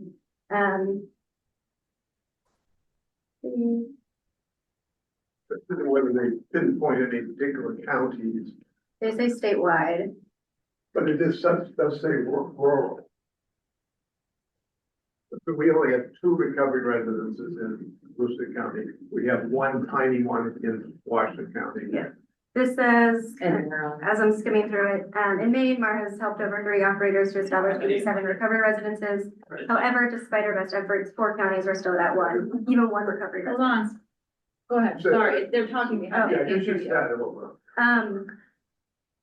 I'm skimming through this, but it states that there are 4 counties that are still without even one recovery residence, and several have only 1 or 2. This is the Rural Recovery Residence Expansion Program, and it's designed to certify recovery residents in Maine counties that have none or very few. So would they be like giving money to people to open them? So would they be like giving mini grants out to other agencies that said, I'm in Piscataquis County and I Over want to open. 12 months, each of the 8 projects would receive 37,500 in direct support from the settlement funds, and then 8,250 from Mars Housing Subsidy Services Programs. So it's like, it's like. They're gonna write mini grant, like a lot of Like people an write mini incentive grants. program to open houses. In counties In rural areas. that currently don't have. Incentivize, say, a Scott Party to go up to Aroostook County because more of the fed costs Right. for a few months for the residents would be covered by this grant. Plus subsidy. So it's incentive to open 8 houses plus subsidy. Well, I don't think they're opening the houses, they wouldn't have enough. Incentives Incentive, so, to open 8, it said so 8 if I'm houses. somebody that lives or wants to open, say I'm Scott, it's an example, say I'm Scott, I want to open a house in Piscataquis County where there isn't. I go to them, I apply for those funding to open up that house. I'll read a little bit more, because I think this will clarify. This program would identify qualified operators, called project partners, and provide the long-term financial and technical support to launch them successfully.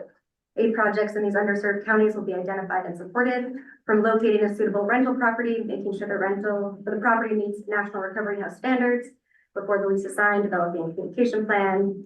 Over 12 months, again, each of the projects would receive that 37,500 from the amount they're requesting from us, and then additional 8,250 from MAR. Okay, does it say the counties? No, it says statewide, Any county that. has- goal is to establish a minimum of 8 new certified recovery residences in 4 rural counties currently underserved. Rural, Underserved. okay, underserved rural. Okay. They mentioned the work that they're doing with Caribou Men's and Women's Houses, Safe Harbor, and Bridge Recycle in Millinocket. So here's my question. Just gone through 4. Do you like this process? You want to change this process? You want to move forward and keep going? I like hearing about projects. Yeah, what's wrong with the process? I'm just checking in with everybody. No, And so far, no defunding, no one has suggested that they not fund this, that, I think it's very useful. No, Well- someone did request not funding. Oh, Well, But that was Well, it was over, 2000. yeah. That was like nickel and That's- dime, I thought. Yeah, that's not, we shouldn't need that. No. Paul, I think this is a great process and I think it's gonna take too long. And I'd be willing to just say yes to all of tier 1, but that's my opinion. I think we should just keep going. Let's keep going. all right, Let's go. did 5 in like 8 minutes. We can get, Keep going, let's we go. can get Come on, faster. guys. all right, We can all go right. faster. Last run, One last more. run. Is it helpful when you're ready? Yeah. Please keep writing. Thank you, Liz. Pull out your You're the facilitator, best Liz. writing person I know.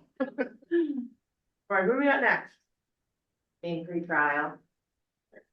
I move we skip over 15,000. 15,000. It's pretty Keep going. incentive. That's to people incentive. In the recovery, in the treatment courts, it's pretty self-explanatory, it's so little money, didn't even talk about. I scored both of the main pre-trial ones and they should have been together. They're like really the same Can thing. we just, Yeah. They're literally the same thing, except different parts. Yeah. The one for incentives, one's for, Barrier removal, but They're the for same flex funds, Yeah, Yeah. one's to buy things for them. then it's still a very small amount Yeah, put together. I probably wrote on that one too. I had them both. Too little. Okay. Up there's the 65 and call it a day. Yeah, the ultimate value of putting them together, because is that rather than one half to one company. Yeah, it's one contract. okay, Okay. moving on. Come on.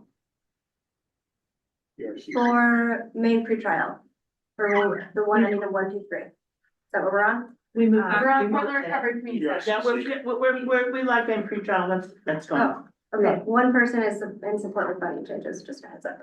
For what? That was me saying they need to be together. Yeah. Great. Portland Recovery Community Center, Recovery Rise. Oh, I redid this one. Oh, you did. Great program. I thought it was so cool. And I really had encouraged people to put in some innovative transportation projects, and that's exactly what CRCC did. It's a reasonable amount of money to get a system going of providing transportation. So the bad part is that would be in the area of Cumberland County rather than in rural areas, but let's see how the pilot goes. I don't know if anybody, did anybody recommend reducing it? It sounds like Paul, I did. Mary, did anyone recommend reducing? Okay, next. We can real quickly, so Let's go. this is what the project is, that they are buying a van with the They're money. buying a and then- van and a person, they're buying a person to drive. Buying a person. So, not my Registration, people. yes. And what it's gonna do is, it's gonna transport people between Cumberland County Jail and housing or treatment or recovery Great. services, and from recovery services to all those other things. Great. They applied for money under us too, we didn't have enough to give them, it was a great project, great. So, great. Next. Yep. So we're at Mercy Hospital. Okay. Thank you, sir. Everyone was in support. That's, this is from Macaulay House? Yeah. I read this one. What do they do with that money?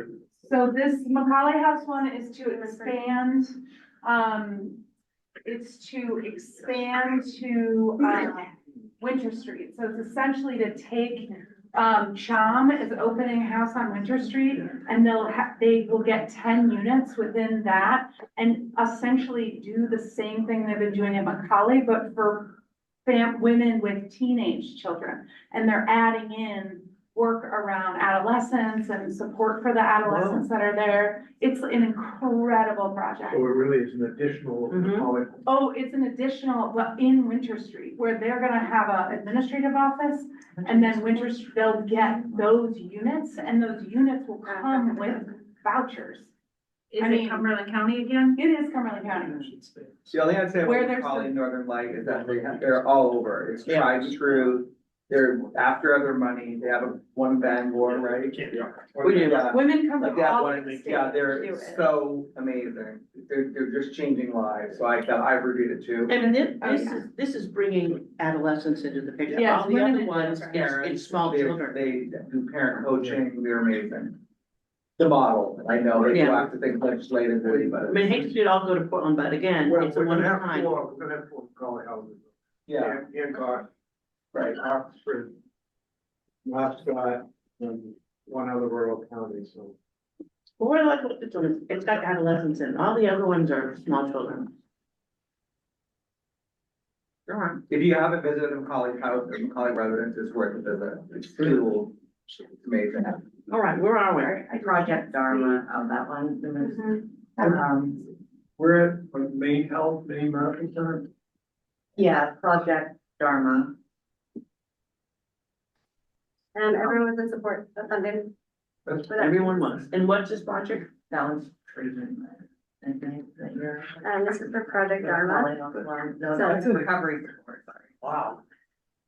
What? That- Project Dharma, I can tell you what it is. Yeah, that's 973,000, that's huge. It is huge and it's a huge program. It originated from the first ever federal harm reduction money, which runs out this spring. It's a project with Maine Health, multiple SSPs, other community partners, Colby College, trains healthcare providers, expands harm reduction services, does drug checking, and Where? Statewide. Statewide. You still have. Portland? You said- I You do. just, you just put precision. Oh, I am a consultant on, yes, I did, conflict on it.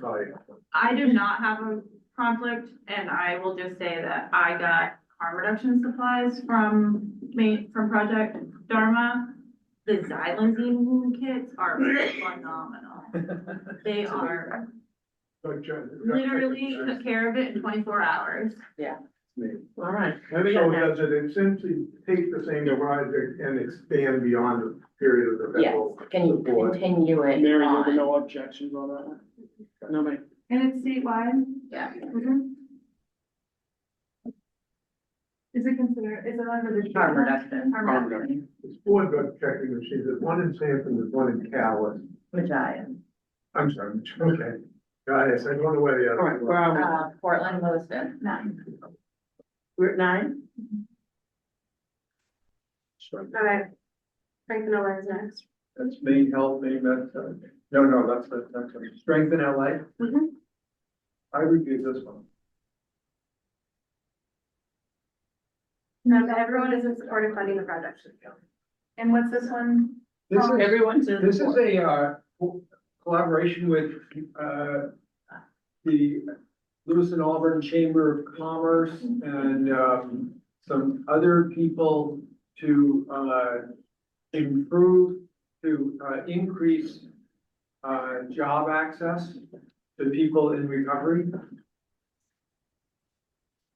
I thought it was really innovative, that it was really, well supported by, the local private companies and, Chamber of Commerce and recovery support people. So I thought that was, It's only 50,000. yeah, at least, yeah. And that's your just understanding. Just pause, well, not pause, but Liz is writing. I know we wrote statewide for Dharma. I just want to throw out there, we're not Aroostook County. So I, Well, Is that's that why I right? said just a second, Is that I'll tell you right? about it, because as far as the physical presence, no, but getting the supply, the they wound do care serve, so supply, they the do serve up there. connection, Never, yes. never mind then. Sorry, thank you. Just wanted to clarify. This, Let's do number 10. The Strength in LA is specifically under starting. thank you. Yeah, got it. No, you're welcome. Clarify, because when people say Awesome. that. Would you like to name? Correct. What's number 10? Healthy Acadia. Safe harbor. What is it? And that's the Inspire Center, Oh, sorry, I thought which is in Ellsworth. And what's the project? the recovery center in Hancock County. To do what with it? I'm assuming, I didn't. It's a recovery community I'm center. assuming it's just. Yeah, but basic what, support. is it to expand or to do more or do anything, or is it new or? Maybe Mary can read the, It's not that. Hancock County is where they're supporting. Yeah, Don't they have a recovery center? that's the That one. it is. that Yeah, it's funding But for, it is one of the ones that's supported by the state. So some of the recovery centers get are kind of legacy and they get $200,000 a year to operate. This is one that gets $50,000 a year from the state. That's all they get. So there's about 8 of these now that they're lucky to even get them to 50. So I imagine that what they're doing is more trying to take care of some of their operational expense because they also operate a overnight heating, overnight warming center where with beds in that same facility. I love the idea, frankly, about recovery centers. At night turning Making a into warming center. turning into a shelter in the winter. Why not? A heating space. And everyone stood in favor of that? Yeah. Okay, so you've now done 10. keep going. Yeah. You want to keep going? keep going. I agree. All right. I just wanted to write down what the project is for Healthy Acadia. I mean, I understand what the Inspire program does. I want to know what the project is. What we're Mary would be specifically funding. Yeah. Mary, read it. Please. I moved off of it. This is something note to self. Let's make people do a project summary, an abstract, a 100-word abstract. I agree. Yeah. Well, there sort of is. There's not. No. It was, the summaries are so long. No, I just mean make them go back and do like this, or even at the end, it would help by the summary. Yeah. Mary's working. And do you want me to read this whole thing? Or just like a summary.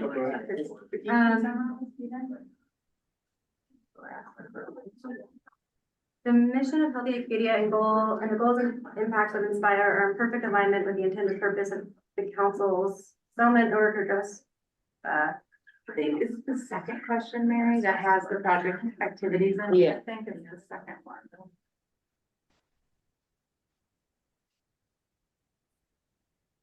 yeah.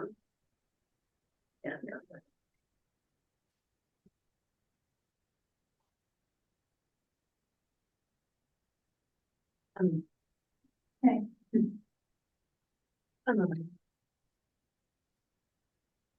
Know the town song. No. I didn't grow up in Maine, so I don't know. the It's town a funding request to continue and expand the Inspire Community Recovery Center in Ellsworth, offer recovery supports to individuals. It'll allow us to sustain and build our critically needed services, including in-person recovery groups and activities, one-on-one coaching. The warming shelter included in that, or is that completely separate? I don't think they're doing anything new. I think they're expanding this, and they're just supporting the services.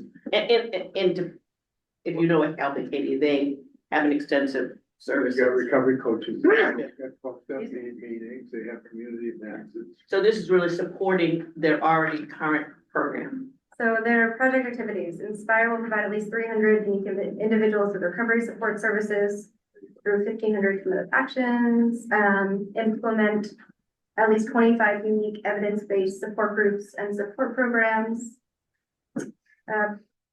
Recovery education, reduce stigma and increase awareness. Yeah. And then also harm reduction trainings.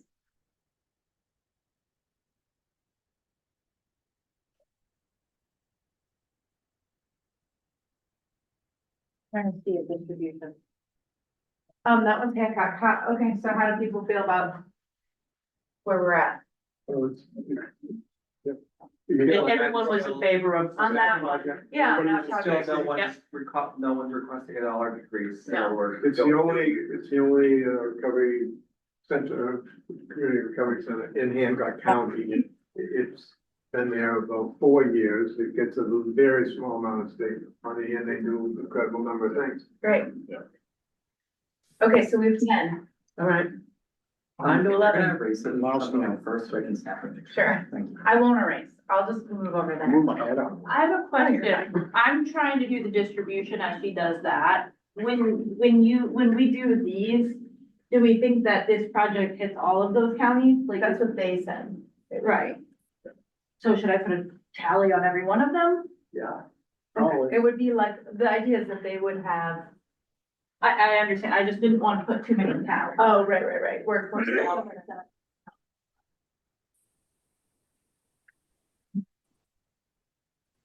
All right, we still going? Yeah, go. Okay. Milestone.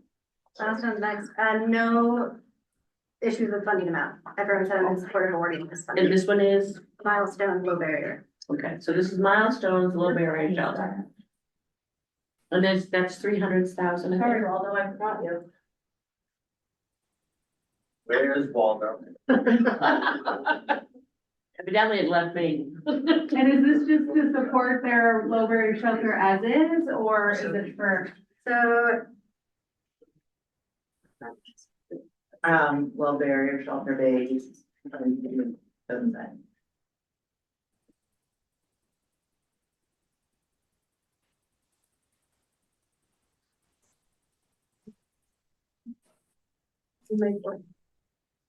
let's see.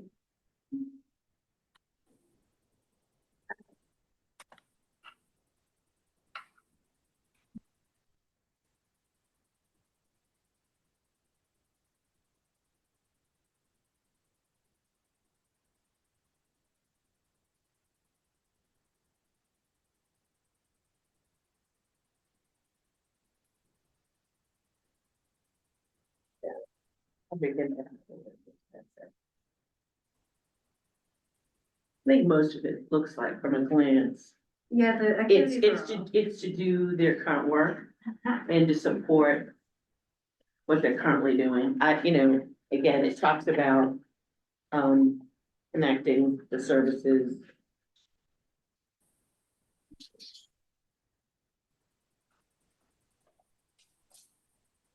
Safe places to be, linkages to Milestone, medication and treatment, yeah. Warming centers, warming center up there. I think it's to continue their current services. Which we all know the low barrier shelters are financially struggling.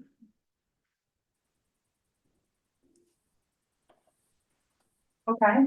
That's Cumberland County too. Yeah. Yeah, that's Cumberland County. All right, what do we got next? And that behavioral health.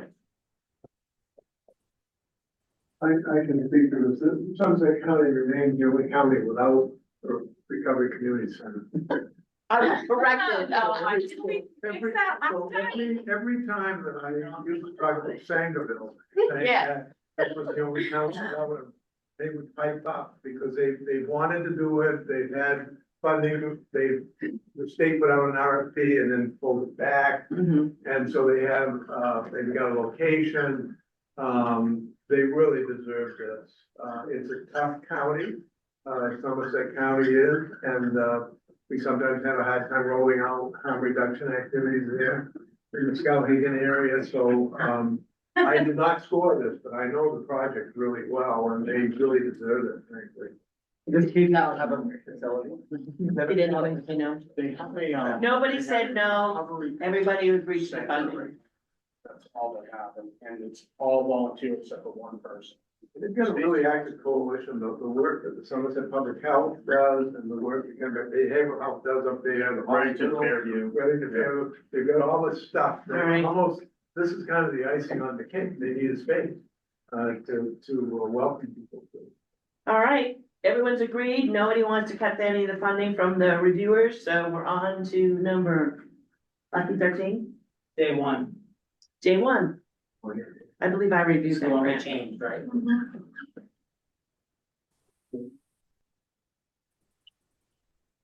I believe that. Everyone is in support of awarding funding to this project.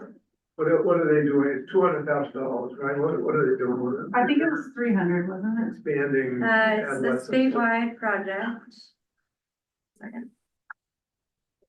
Oh, because they serve statewide. It's not. Yeah, Yeah, that was the one that was duplicated. And is it a treatment? Kind of interested whether they're It's promoting their residential treatment for boys and girls, these two facilities. Oh, the Small, girls. small number of beds, or whether they're promoting their outpatient or their adolescent treatment, training The around. the adolescent treatment, it across was the state. expanding that, creating a centralized state. We're in- space, we're in so need like of all ERs has one place to Yeah. refer. Oh, because you read it. Yeah, it was really good, and It it was. worked to expand But adolescent it was like treatment. outpatient? Huh? Was it outpatient or inpatient? And where was it? I could be, I don't remember. Mary?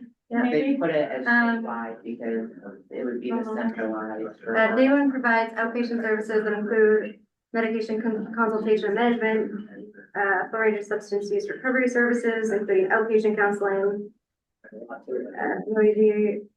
opioid health home. One moment. Services are also provided in collaboration with teen centers, with the teen centers for homeless youth in Portland and Lewiston. They also have a school-based program.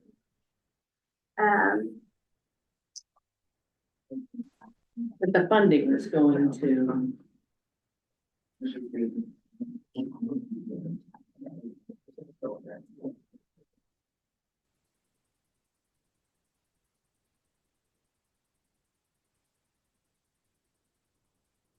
Well, that's part of all things for you, so it's really you. Outpatient, nobody does MAT out for outpatient. for There's kids. nothing for kids. Nothing for kids. Nobody, As a mom of a young person who uses drugs, there is nothing there for is kids. nothing out Nothing. there, very little. Both in substance use and mental health, it's a struggle. Is this one for Oh, literally okay. nothing? So the overarching goal is to deliver a low barrier rapid response to care for adolescents with SUD or high risk substance use.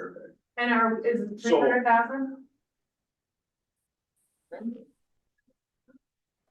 They are requesting, 293,425. I'm not one that can. 293. Wait, is it statewide though? When you say statewide or? Portland, Lewiston. It said statewide because they'll be accessing Different. young people from all over Got it. can access treatment through the ERs. Yeah, statewide. Right? All right. Liz, I just wanted to let you know, I think it's 293 and then 345, you said? So that actually has to get added to the treatment. Do you think that's wrong also in the addition of, so we add 300,000 to the treatment column that comes out of recovery? I'm just rounding. Okay.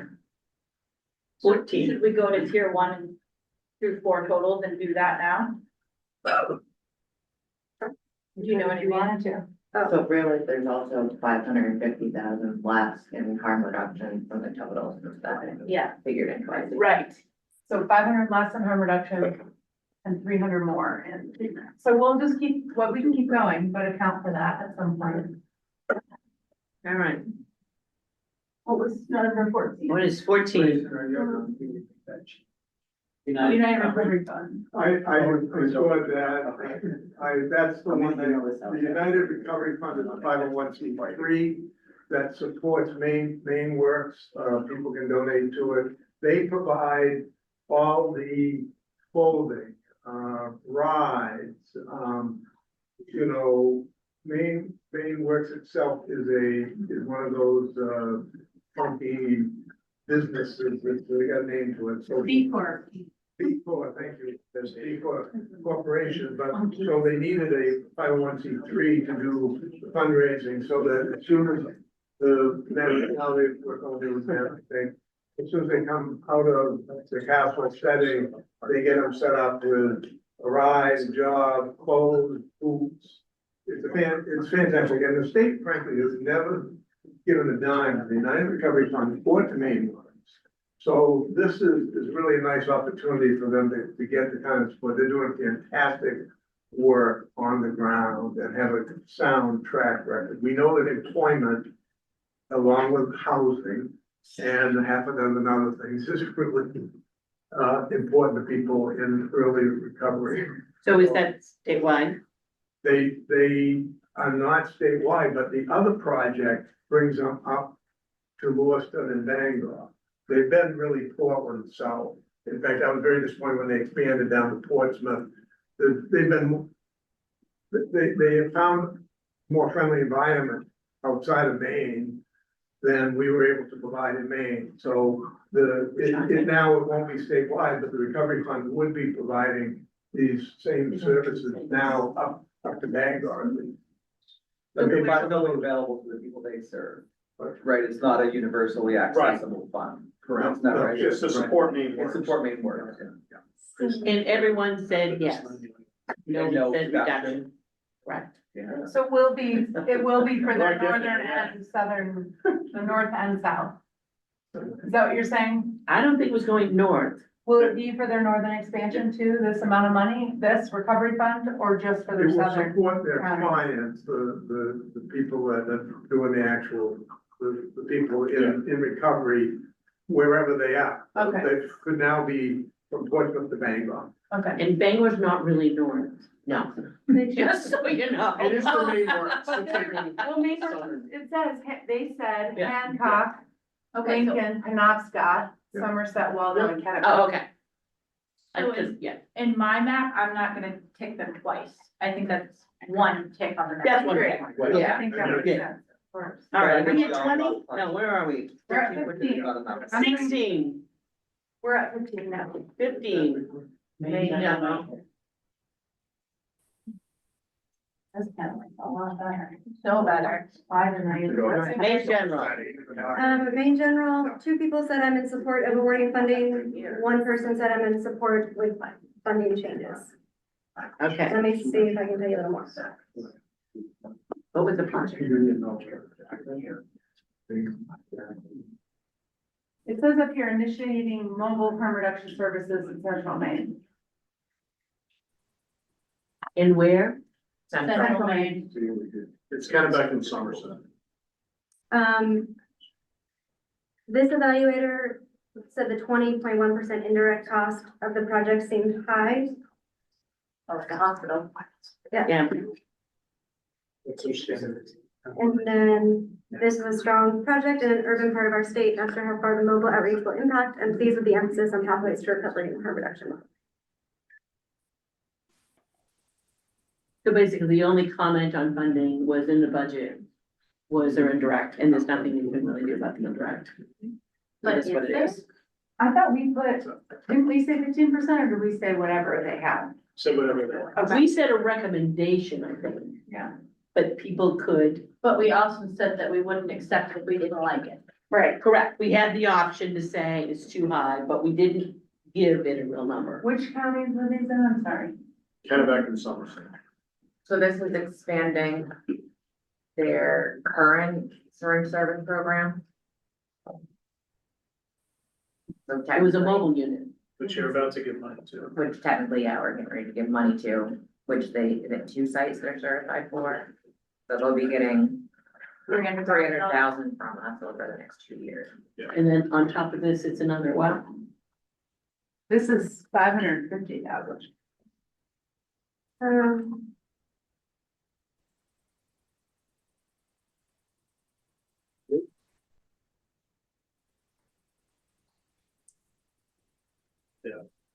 We still learn that level of like. Now, when we get down Stop. here, this There's another Somerset one. County Risk Reduction and Syringe Service, Sorry. we don't, well, I just noticed that, I mean, this is really to expand Maine General up through, Somerset County. I mean, I assume. And it looks like there's a proposal in Somerset County to also do syringe Yeah. at 422.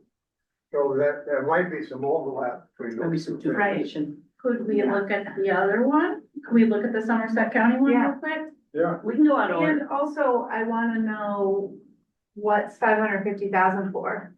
Like, is it to buy a van? Is it to make it mobile, or is it for supplies, or?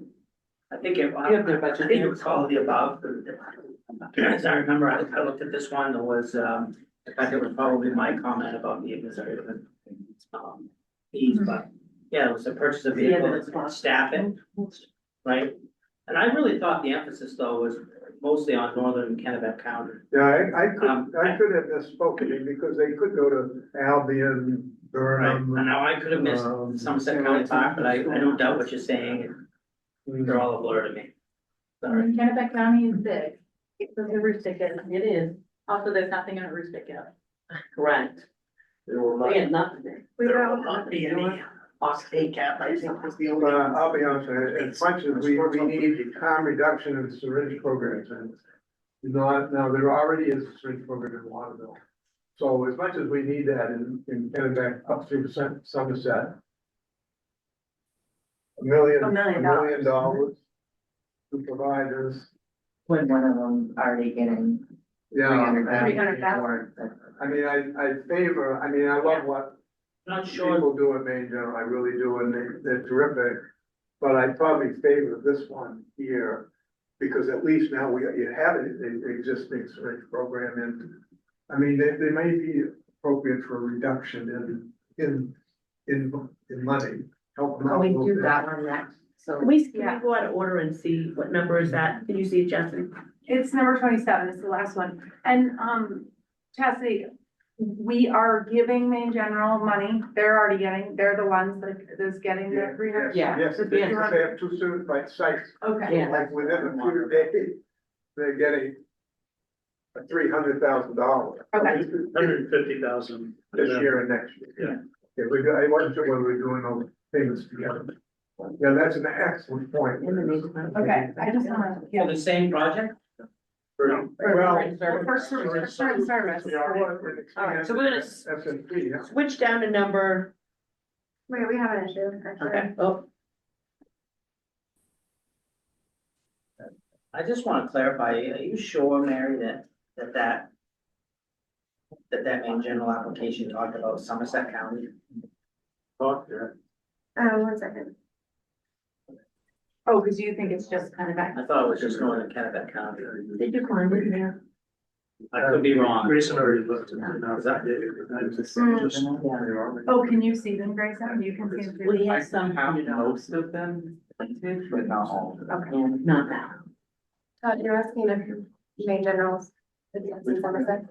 Yeah, I don't remember it being. Maine General. Just say, I know you already know this. No, it's I would great. looking for Somerset County, I'm sorry. I thought that- No, that was just a picture of something titled Maine. This one is titled Counties where, I don't know. Meaning here? 17, that's not. Look at the center. 17.3.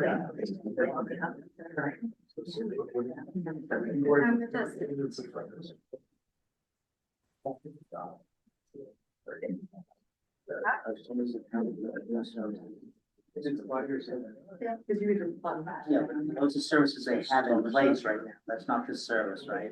That's not what they're talking about right here, so it's. No, let's, Let's see. Project. What about drivers that are in shoe shopping? This session's gonna be wild for me. I'm gonna be sitting in there like, they're gonna start off. It's like, well, you have something to do though. Yeah. Taking from law next semester and. Well, that sounds so legal. Services. I'm very good at it. I got the amateur. There you go. Legal research and hiring. I brought it, we just don't want to be teasing all the time. I asked him, but you never got me like a lawyer. I like the legal writing class because you have to put it, it's like a mathematical equation. It's very It's like a, yeah. I'm gonna just start writing the other one. Somerset.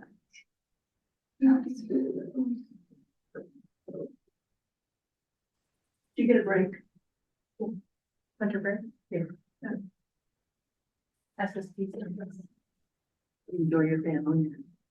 Go home. Yeah, I think we're trying to decide if we're gonna stay home or if we're gonna go on a cruise.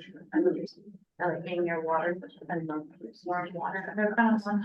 You know, you think some people love when they don't. I'm sure I have some. And I go when they do. It's the one day I was.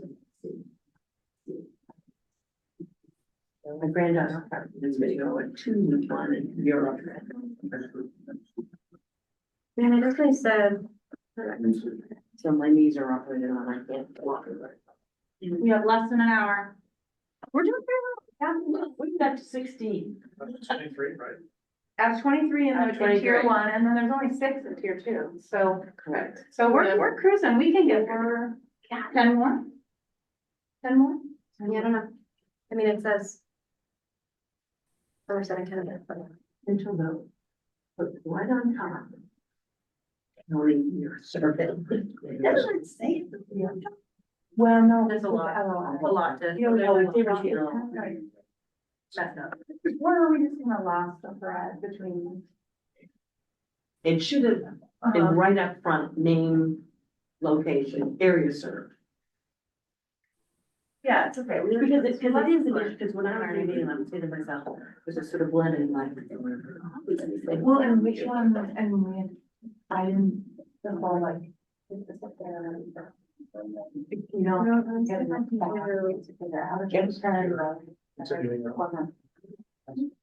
Lessons learned. Yeah, totally. Lessons learned. I mean, like overall, it was. Overall, it's get everybody to read those questions. Oh, I mean, I have those lots of. I was brutal. I was not charged for. I have a question. This is the first time. Yeah, I was going. Oh, yeah, and so they never done going on. So that compared to what I'm reading, yeah, that's why I never put the substances. Well, Yeah. save them, and then I go back to the, okay, I think it was, you know. That's a hard, like, when you don't have all the, like, forget all the things, like, yeah. I said for me, that the department, I didn't know software industry. So that's something. What do you think? We're, Mary's trying to figure out if it's Somerset, It's we don't know. So it's It statewide. shows statewide, Okay, so it's statewide, Maine General said statewide. but how can that be a general thing or? So that's They're what doing, we- they're doing a So mobile. Maine for- General for said that they're doing statewide statewide. mobile. I feel. That was the first one. So that's, so put a question mark there, so when we look at, because we're gonna look at this other one to see if it's duplicate services. There may be some question that we have on this one. All right. So we done? Somerset, we have the Somerset Somerset. County's SSP. If that's where it's the traffic. Should we just go in order now? No, because I think we're trying to decide whether to sign one of one of them. The other. Since Maine General is already getting some of that from us, I would say.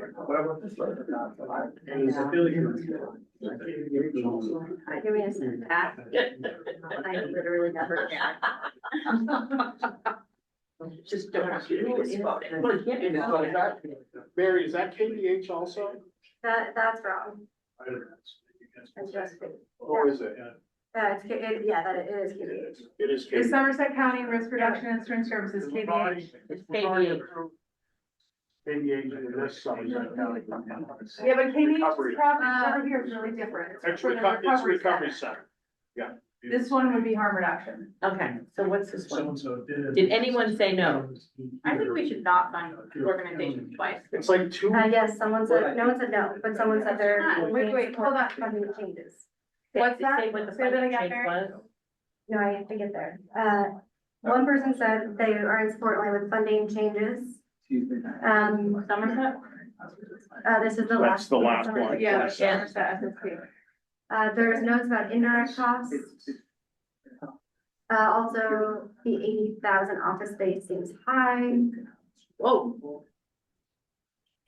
How much you spend? Is that to purchase? Oh, but that's 2 years. It's gotta be 2 years, so that's 40 grand. Yeah. Oh, that's not that bad. 80 times divided by 3 nibbles, so it makes 24. But there was only one person who said we did reduction They questioned the cost of the rent, they questioned. and indirect. And indirect, For yeah. rent a month. I mean, I think as a council, we have to decide, because this is a KVH project here, and this is a KVH, even though they're not related, we Yeah. have to. make a And decision. again, KVH is a big organization, so they're probably a lot of indirect. I will say they noted they are receiving other settlement funds. They what? They're receiving, they said yes to other settlement funds. Oh, so they must be getting it from the county. But also, Bruce, if you start to make that, if you're going through that analysis, then you're gonna have to apply that analysis to the rest of the project too. Correct. And that is your intent. So in this project, I don't know what my intent is, but I just think it's something we should consider, especially, yeah. Well, I I don't think wanna it's say things- flexible, like if we did that with Maine Health, Right. which is a large organization with huge reach, that would be one project I think that's fine. that We're still because hoping. we have to do and probably 20 other ad hoc. Okay, so. Okay, I think- so come on, we gotta gather here, yeah. Quickly on this one, so we can move so on. this is to support their SSP. Yeah. the I question think is- this In is to Somerset. establish one. Okay, there's none in Somerset County, so they currently do not receive council funds. Like, No. No, they don't have it. We Hey, don't have a Joe. certified job. no, can we all like, make a decision. So if this is the only SSP in Somerset County, This would be the only one. We Yeah, don't have one present. I think we need to support that. And I actually think that if you look at KBH also has the recovery center in Somerset County, they're like, Yeah. you're combining things where they now have Really positive, positive as opposed to. really good thing. And they Yeah, have two either really good one. things. Are they gonna be in the same building? No, I don't, well, we don't know where I don't know where they're putting this one. we don't know where the SSP. I just They'd don't have want to to pay for work. rent twice. Yeah, Oh, well, we wouldn't. we wouldn't worry about that. But that, Point. I'd like to see their SSP should really be mobile, but you gotta go up the thing on them, jack. Well- Around. you can't make their application change. You either gotta accept the proposal, or we could No, say, no, I maybe think, it I is. think Maybe it's that, bricks I mean, and mortar no, I and mean, when we do the contract, we work on it.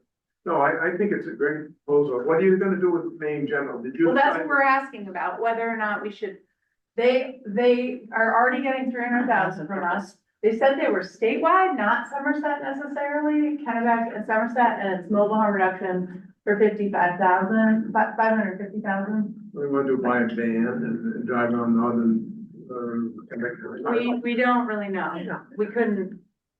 so let's put let's put Maine General, we have questions aside. Yeah. Right now, Let's- we have questions aside.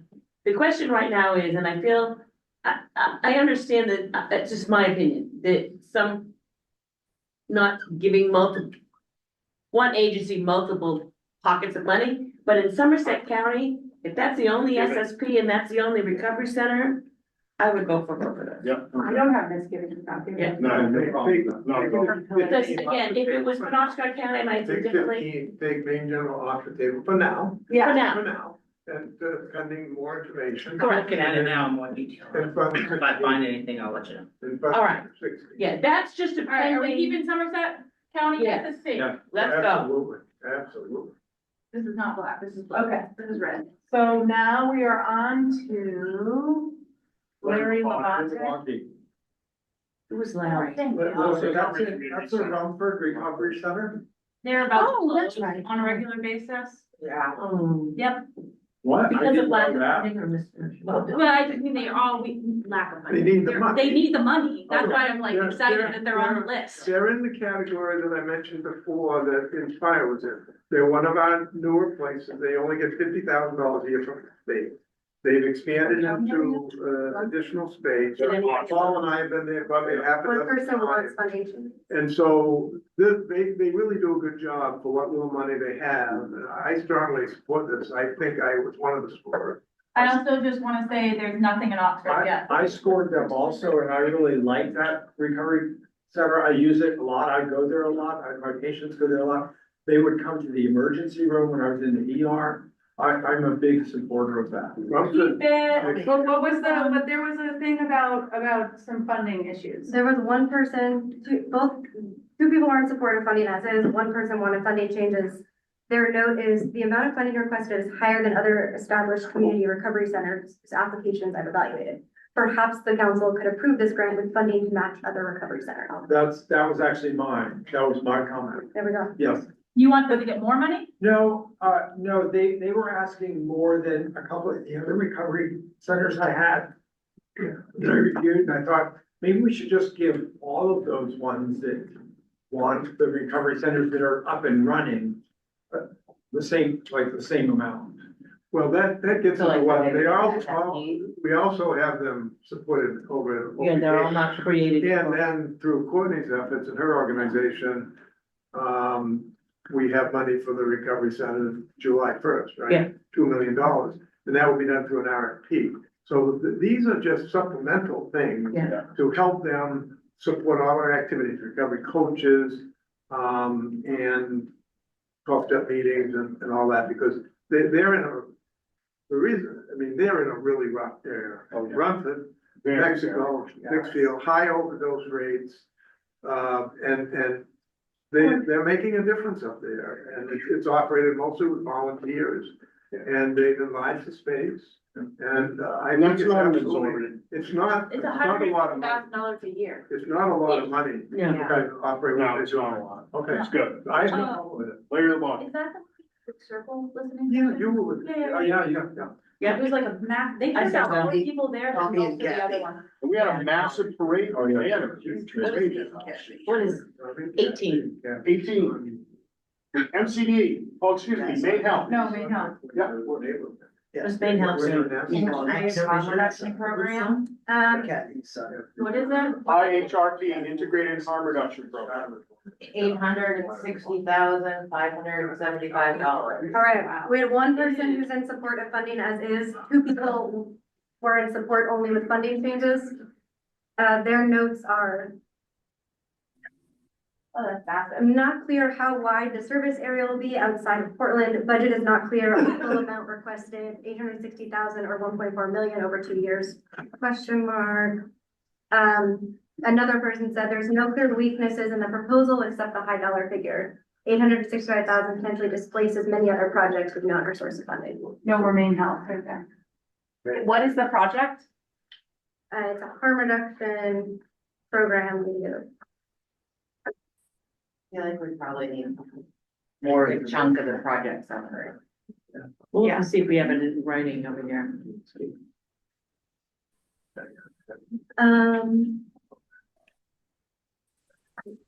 What for? So they are serving Cumberland and York County.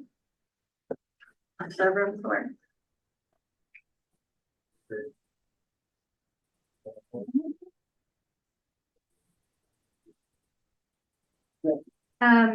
IHRP is a low barrier and trauma-informed program designed to be accessible as possible to people living in extreme poverty or high risk. I just want to.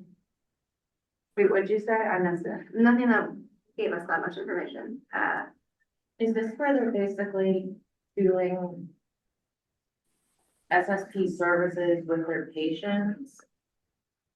Like existing patients? I know that Tina had talked about it before, about whether they needed Maine Health didn't know about letting them just give supplies if it was legal for the syringes, or if they had to get certified. I'm wondering if that's what this is, so it's incorporating the healthcare and SFP stuff together. Well, it sounds like, because they talk about it integrated. Yeah. Integrated with what? Well, we've got inpatient, ambulatory, mobile, harm reduction. So it must be handing out supplies Yeah. within. So like if I A have physician's a severe office. infection and I'm getting health care from it, instead of upon discharge saying, all right, here are your options for surge service program. I give you a packet. Is this it? Yeah. I'm wondering. Perfect. So their goal is Maine Health will formalize, implement, and manage an integrated harm reduction program to serve the greater Portland region's population with SUD and unhoused.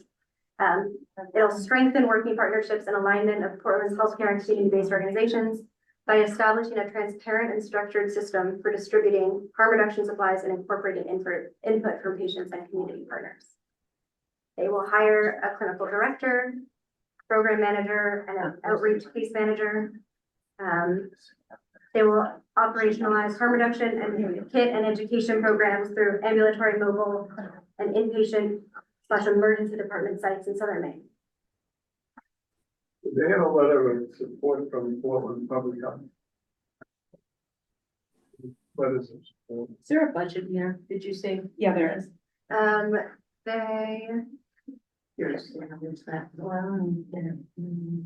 They have a letter of commitment from Milestone and Greater Portland Health, Spurwink. And that's not fair. Because Portland Public Health is the tier one distributor of naloxone and the SSP in the area. It's not Dr. T, just so everybody knows. And also Portland Public Health works with Project Dharma. So they have that part of the partnership. So it's a medically integrated SSP. So it looks like from looking at the budget, about 260,000 they're requesting for personnel costs.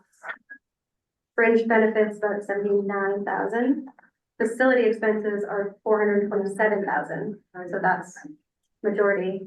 One part of that is Maine Health Preble Street Learning Collaborative, the occupancy costs, and then the Connect Outreach Van, Mobile Health and Harm Reduction Unit, office space and transportation. How much is the van?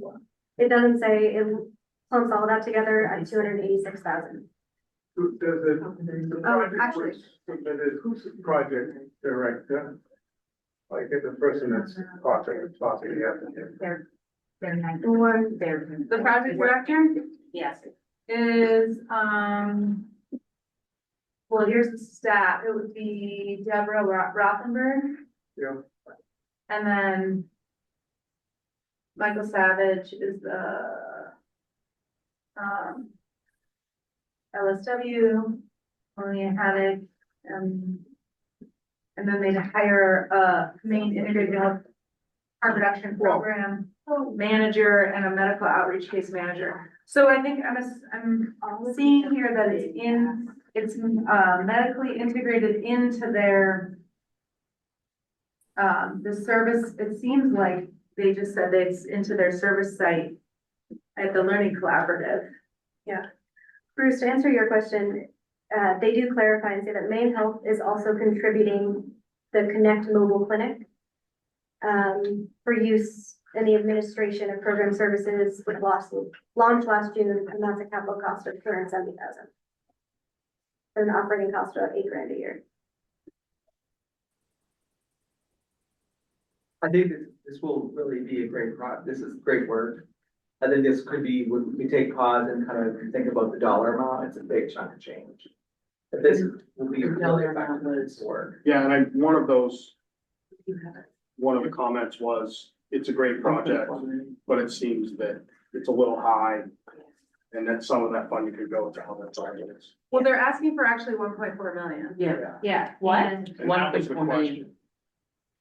Well, We're not giving them. on all of the 1.4 million. Maine Health ones, on their budgets, they were different because what their approved federal rate is and what they're asking for us to use for a rate are Yeah, they put that in there. Oh, That's the request amount.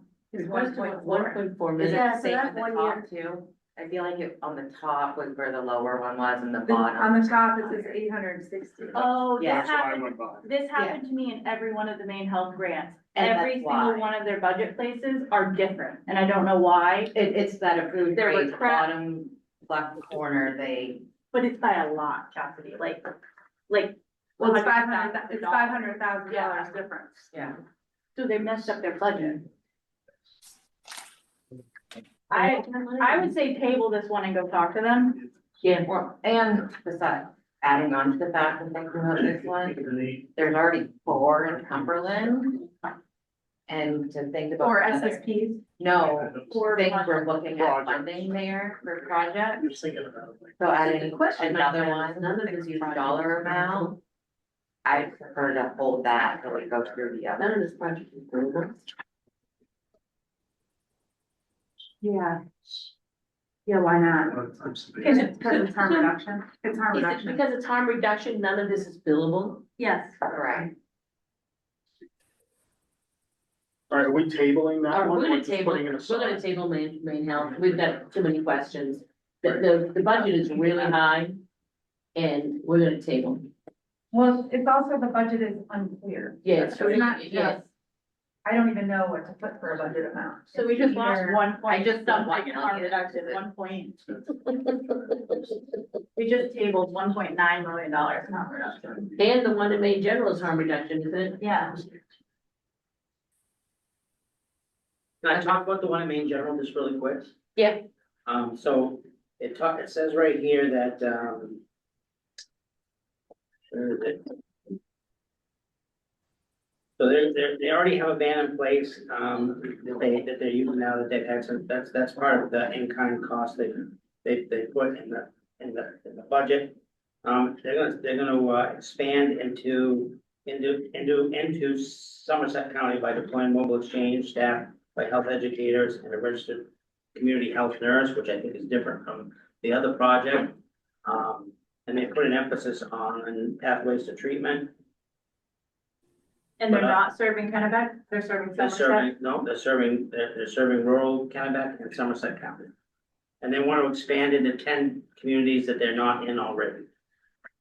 Like, Within those They have a base counties. in Waterville, they have a base in Augusta for Serene. I think the thing that, is I reviewed both of those, just from my memory, the thing that separated the two was, for me, was one already has a van. In other words, they're doing it, they have a track record, the general one. And they're sending out a health professional, you know what I mean, a nurse, to do more than, you know.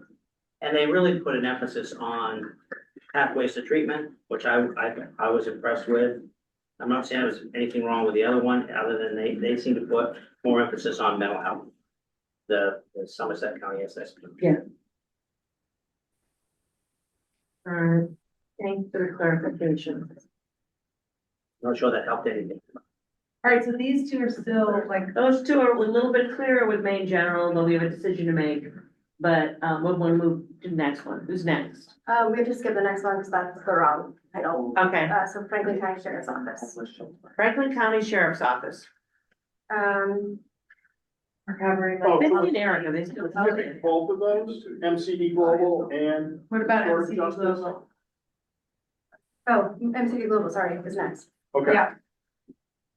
Recovery jobs for beginners, It's recovery what? jobs for beginners.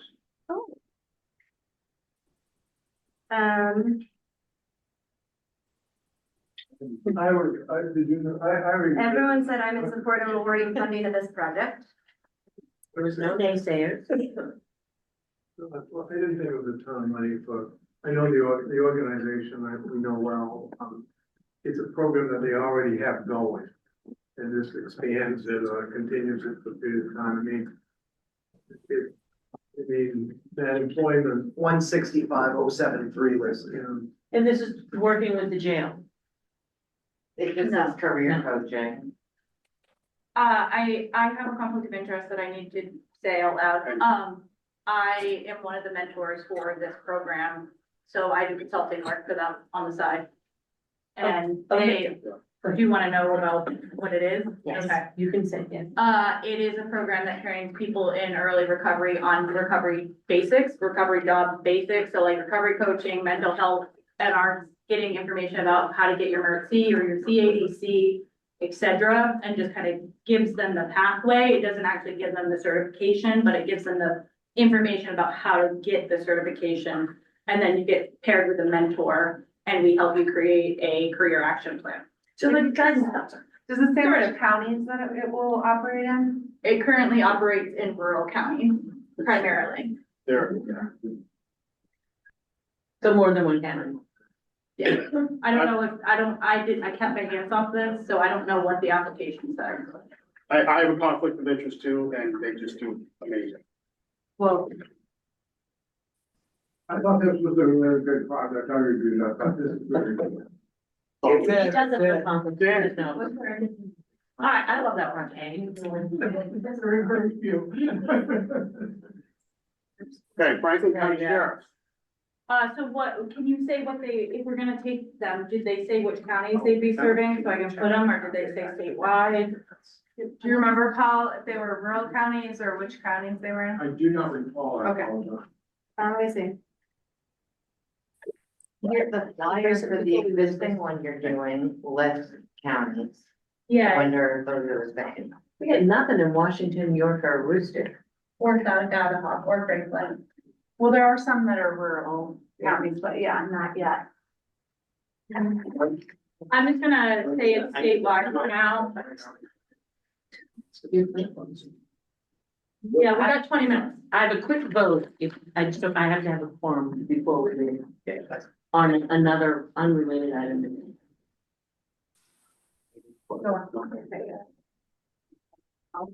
It's going to be taken as Andy with. Franklin County Sheriff. I came back to Yeah, her. so that's. Recovery mental health liaison. Okay, so where are we?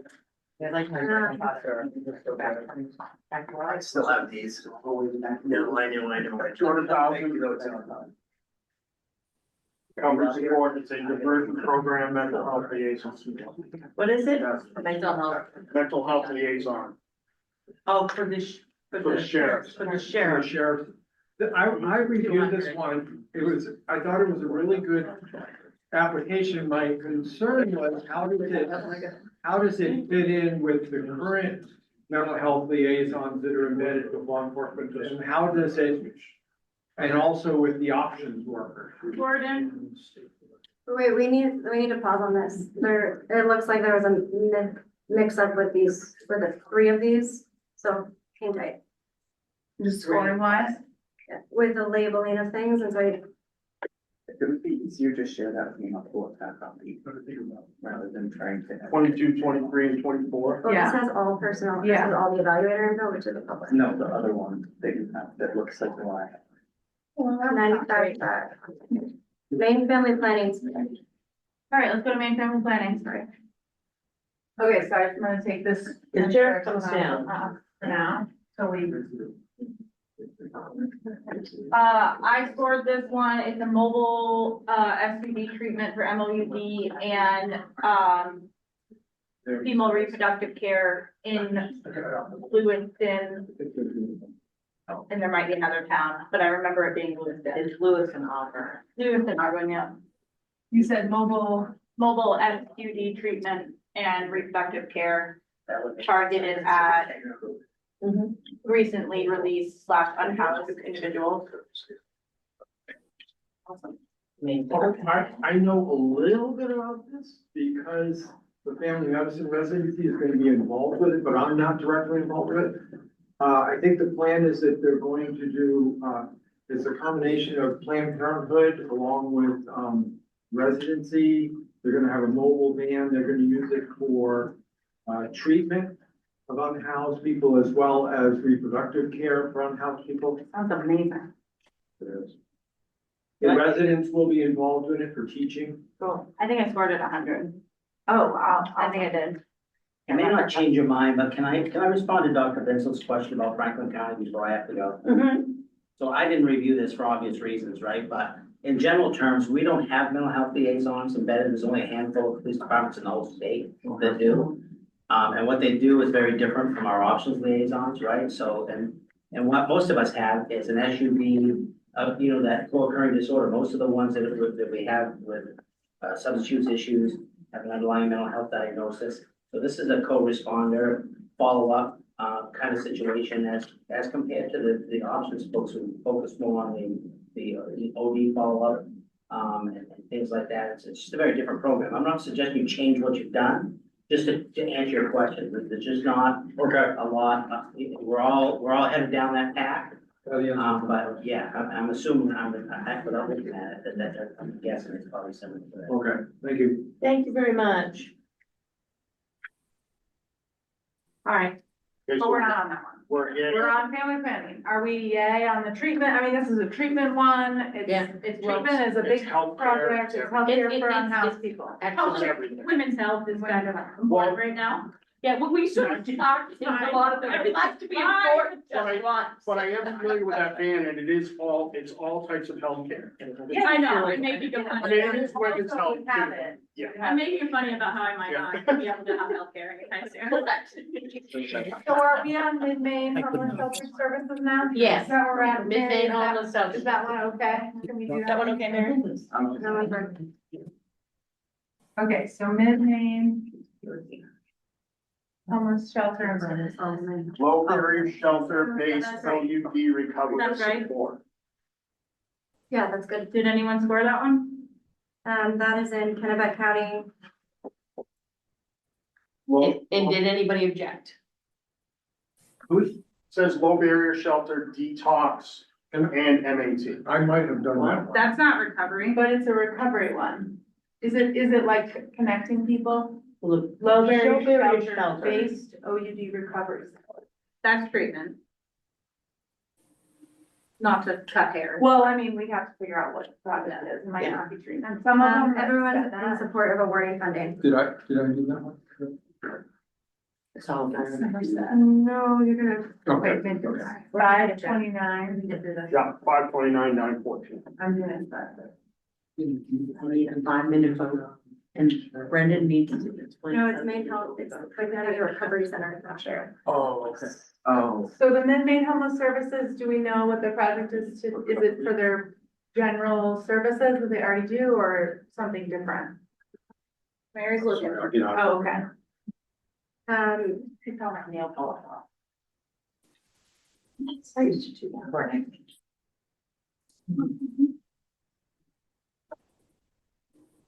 So they're stored down. It used to. I think I would have, and I might have put down that, it might give us money, but, you know, these are low, if we gave money to low barrier shelter, or we proposed to at Milesville. Right, There's only yes. 4 low barrier shelters. Yeah. Correct. They do incredible work because they don't have nearly enough money. The state did pony up some money last section, prop them up, but, you know, there's almost 100% overlap between the people in these shelters and substance use disorder. And so anything that gives them more resources to help those individuals, with their harm reduction or treatment is, I think, important. There aren't that many people in that space, not that many organizations. You saw it recently, DCHC got out of it, and Rebel Street was good enough to go up and pick up Hope House thing, but that's the one that I reviewed. Yeah. So I think we should support all the low barrier shelters in their assistance provided to people with substance disorder, which is virtually all of their residents. well, would we, okay, saying that, if there are 4, did we get applications from 4? Well, we have 3. All cities scored Hope House. I scored Disney and Miles scored. So the only one we'd be missing would be what, Joe? Where's Freckle Street? I didn't even see it. I'm just saying, they might not have made the cut, but if we're saying this thing that we believe. PCHC is in tier 3. Where's that, what, low barrier shelter? If this is Well, Preble Street, Lewiston? if this is the analysis we're making, we need to fund all the recovery community centers too.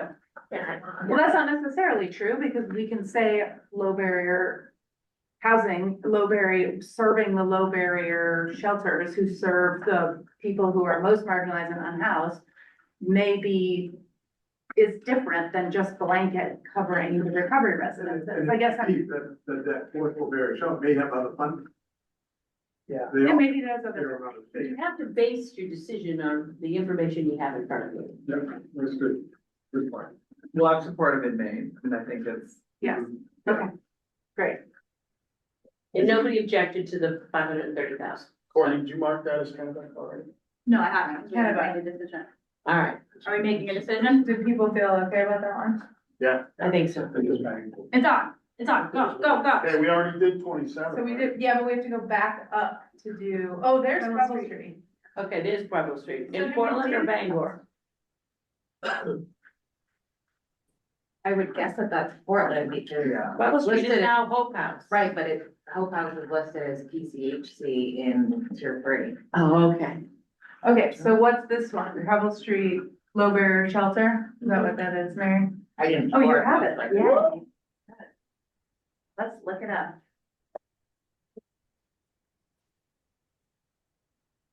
I've got another Pebble Street, Oh, so if that looks fine. wrong, let me know. Well, check the how much money they're I asking think- for. They're asking for.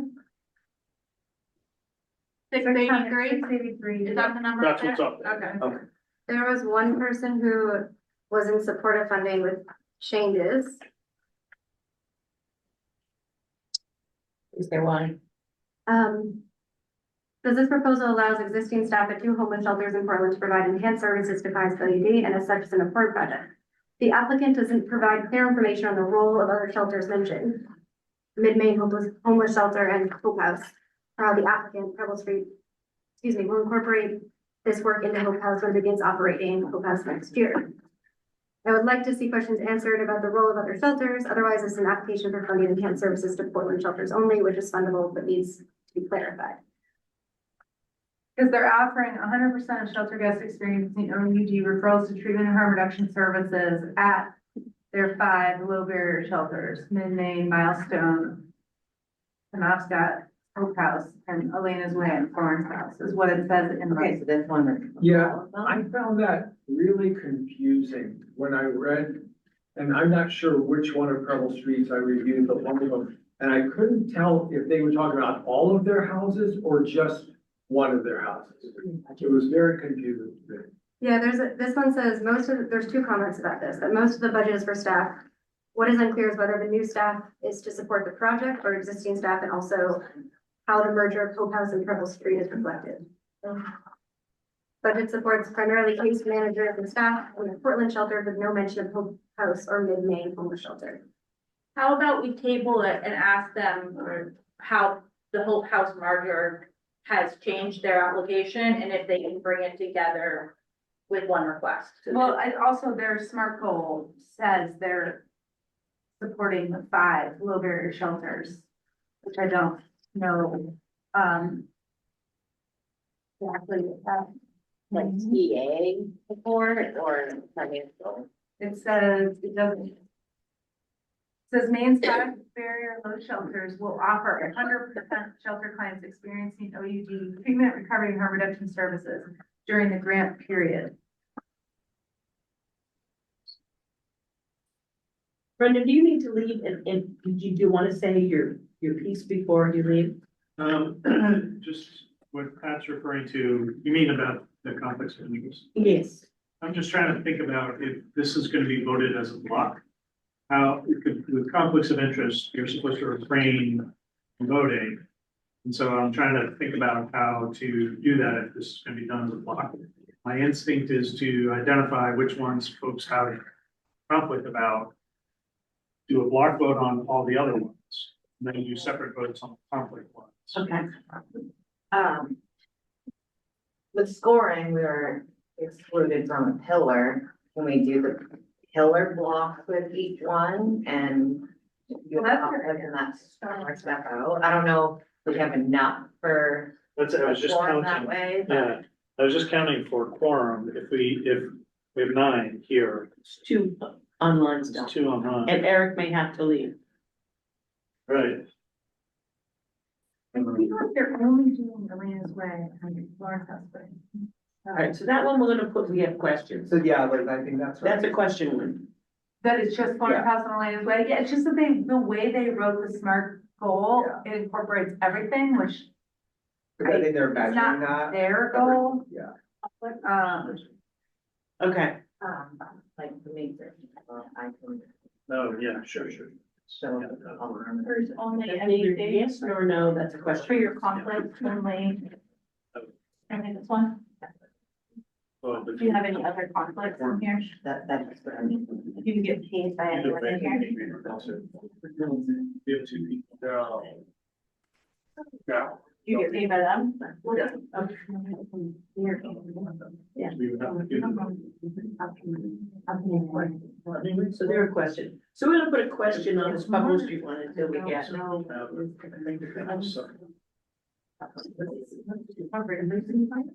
Do you have any conflict? I think I probably should list the conflict on the, Put money on. What pillar were you? treatment, They cut from 60 grand. the, And they did. Maine Family Planning Mobile Health. Well, I don't know, but I'm just trying to figure it We out. only have the three pillars.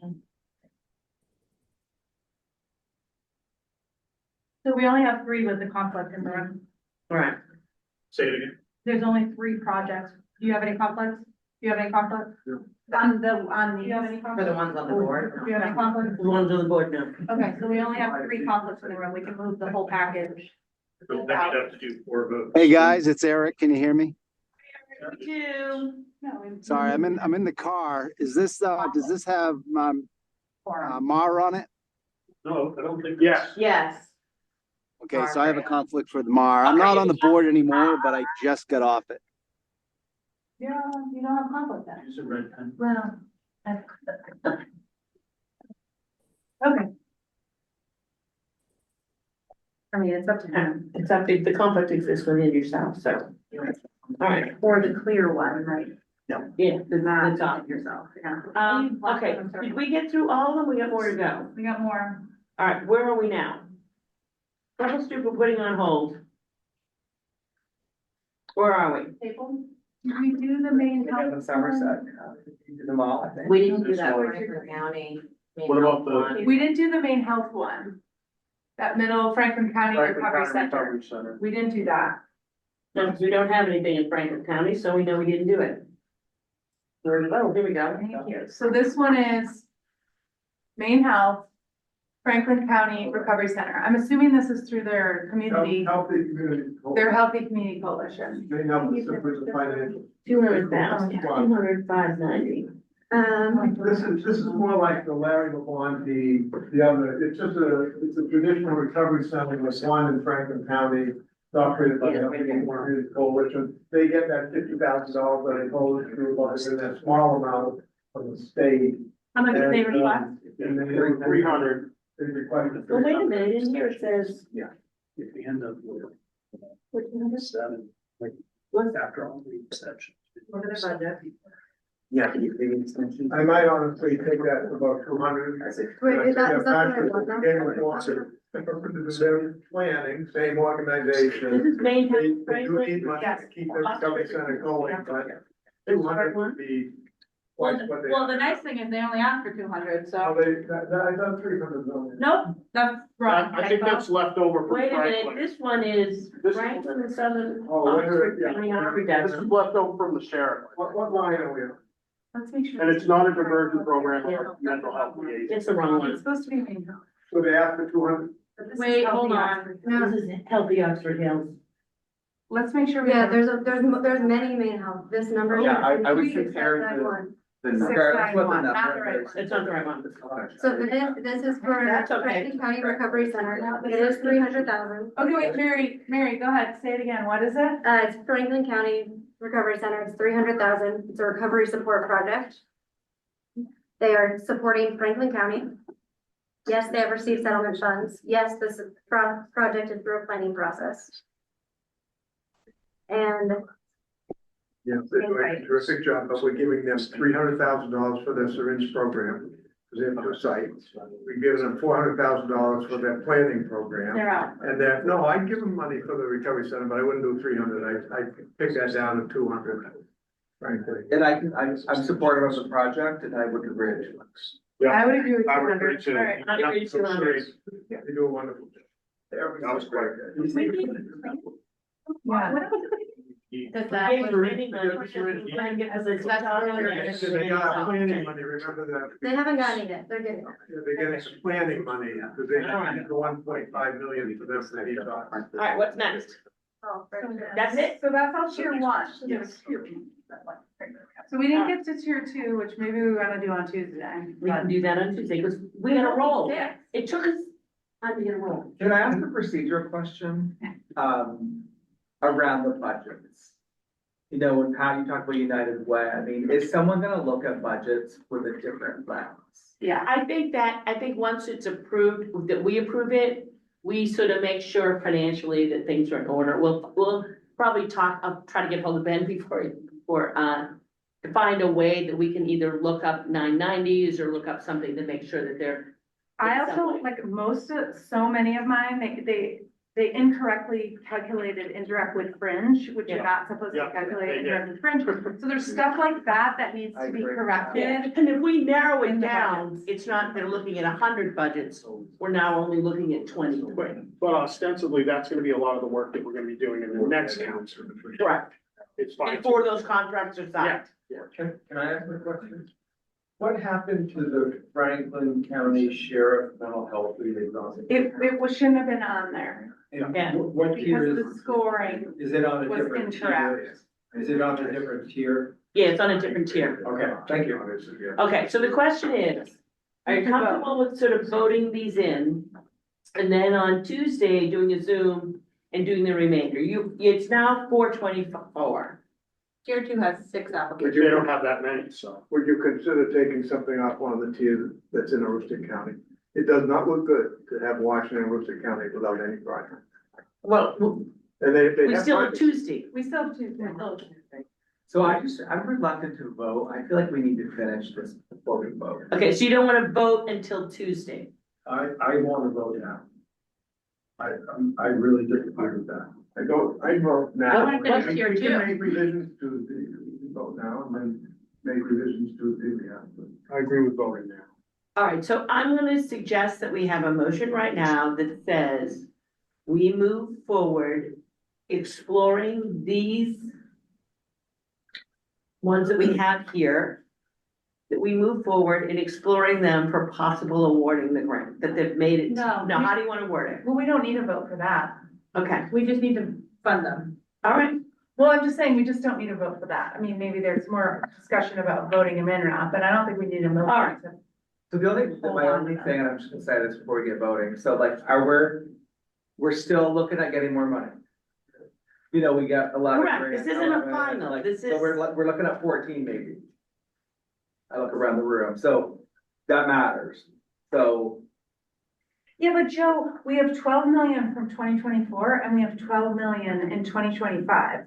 So Okay, we can keep Perfect. going perfect. through next year with some of these things, like that covers 14 million up already. I'm not saying, I know that would like to get there in the first round, but we don't have, like, there's Good, there's money. yep. That's all I want to hear. if someone wants to make a motion. Before So- motion, I have. You have to be careful about this motion. Yeah. That's right. Before we do that, I'm sorry, go ahead. I know technically we're time, but we have a little bit of wiggle room. Since there's only like 5 or 6 in tier 2, is there any way we can just run through that? But You have to be out of here by 4:15. You have to, them time to It's pick 20 up minutes. I don't think and it's. out of here. Yeah, don't, And my fear is you're gonna give those people less time than you gave Right. all of these, that you're gonna say, I'm tired, I'm confusing, just either fund them, no, and that's my concern, but I'm only one person. No, I think this is good. I think we can get the 6. what did we decide? There were a couple that were in question. Yeah. And before we get any voting, I thought we had a little more clarity on Maine General, and we were feeling a little better about that, but I don't know. We had that one up here as tabled. We have tabled Maine Health and tabled Table Preble Preble Street. Street. Because Until- there's not clarity. I don't feel clear on Main General. We need more clarity on those. Okay. So we're not voting on those because we need clarity. Brendan had a question here. And Mary I had that too. My only thing is, Chastity had the great suggestion, I think, of voting by, tier, not by, Pillar. By pillar. by pillar. Because you all have already recused yourself from the appropriate pillar. So we could do like harm reduction, those who recused yourselves could abstain from that vote. And then the rest can, we can do like 3 votes, one for harm reduction, one for the others. And then in each vote, you had a conflict and you didn't review them, you abstain. Otherwise, the rest of you vote. Somebody want to try to word a motion? But I wouldn't be able to vote because I have conflict with one of these. What pillar? But only that pillar you can't vote in. That means I can. Yeah. We vote by I pillar. can vote in one bill. So when we get to the pillar that you didn't review. Right, I understand. You And remember, when we do this, people who are listening in on the public or whatever, this is not our final decision. We still have more grants to consider. This is just the first round. So I move that we approve funding, I move that we approve funding on the harm reduction applications that we have noticed here and that we have given a verbal okay on. Except for the ones that are taken. And except there's a couple that are tabled that are harm reduction, that's correct. Which is Maine General, Maine Health, and Preble Street. Well, we don't know what I'd say, what is Preble Street under? I thought that was recovery services. Well, we're a little confused a lot in regards to Preble Street, and that's why. Preble Street is recovery support. So we're voting on 2 harm reductions. So you're voting on Project Dharma and and Somerset. Somerset SSP. So do we hear a second on that? Second, It's been moved and seconded. Who seconded? Gordon seconded. Basically, if there's no further discussion, can you call a roll, please? Liz Blackwell-Moore, Yes. Todd Brackett. I don't know who's here anymore, so I'm just gonna call everyone. No. Joe Everett, yes. Betsy Fitzgerald, Yes. Courtney Gary Allen, Abstain. Pat Kimball, Yes. Bruce Nod, Yes. Miles Olet, Yes. Eric Smollett. Yes. Thank you. Gordon Smith, Yeah. Chastity Toole, abstain. Paul Vinsel. Yes. Motion carries. Thank you very much. Do I hear another motion to accept? Remove all the projects in the treatment, pillar into your one. Gordon has moved that all of the approved programs on treatment be moved forward. Do I hear a second? A second. It's been seconded by Liz. Can I tell you what you're voting on real Yeah, quickly? okay, yeah. So you're voting on Maine Family Planning, Greater Portland Health, Medical Mobile, Maine Pretrial Services, Treatment Court, and Day one. Day 1 Adolescent Treatment Expansion. Okay, if there's no further discussion, can you call a roll, please? Liz Blackwell-Moore, Yes. Joe Everett, Yes. Betsy Fitzgerald, Yes. Courtney Gary Allen, Yes. Pat Kimball, Yes. Bruce Nodden, Abstain. Miles Olet, Abstain. Eric Small, Yes. Gordon Smith, Yes. Chastity Toole, This is treatment. Paul Vinsel. Let's see. All right, motion carries. Thank you very much. All right, now we have, How many did we vote on? 4, 5? Just to make sure it's 5. all right, now we're into recovery. Is that where we are now? Yeah, recovery. Yep. I Okay. move all the projects in the recovery support pillar in tier 1. Can I just tell you guys Yeah. that the recovery support projects that you're about to move total $4,184,000. Perfect. So you might be done with recovery support if you're sticking with your 4, thought. yeah, okay. And But at there's least, one here that Thank we're you, not Courtney. voting on today, yeah, right? there's one that's been tabled, so I'd like that to be in the motion. Yeah. Sorry, which one was it? Preble Street. Carroll Street's. Okay, Preble, It's not. my motion wasn't seconded, so. Yes, you can change it. So I'll try it again. I move all the, projects in the recovery Double check it now. for pillar in tier one, except for Preble Street. We also exclude Maine Health's Franklin County Recovery Center because we've changed the amount of funding Oh, and, to 200. and amending the Maine Health Franklin County Recovery Center funding from the proposed 300,000 to 200,000. Second. Okay, so moved by Gordon and seconded by Joe. I'm repeating because Betsy can't always hear. Thank you. It's not Joe, it's Bruce. Oh, Bruce, sorry, I heard a voice over there. Do you all? Could we want- read off the ones we're voting for, please? Yeah.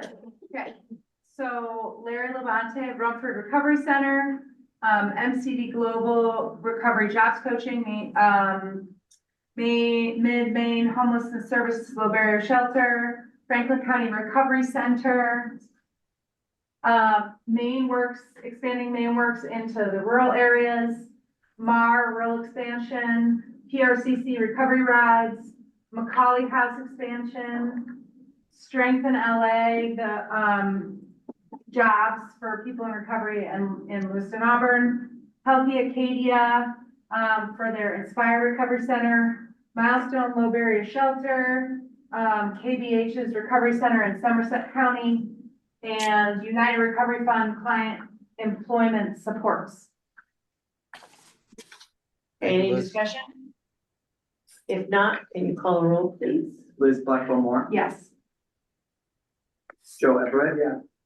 Betsy Fitzgerald, Yes. Courtney Gary Allen, Abstain. Pat Kimball, Yes. Bruce Naughton, Abstain. Miles Olet. Abstain. Eric Small, Abstain. Gordon Smith, Yes. Chassie Tool, Yes. Paul Vincil. Yeah. Motion carries. Herculean events. Once we get the roll in, we're doing good. All right, so hopefully we can organize this, have some definite spreadsheets, numbers for you on Tuesday. Tuesday will be a Zoom meeting from 3 to 5. And then we'll tackle the rest of them, and then we'll look at the whole package to make sure we have some questions for some of them. We'll redo our map. We'll keep our map so we know that in the final end, we service, counties that need it. I unfortunately have one more vote I need you to take. And it's not as happy as giving away this money. So I think you've all read about HEAL and the difficulties that they are having within the agency. And we awarded them money. I'm asking for several reasons. One is, and is Brendan still there? One is they no longer have a license. It's been suspended.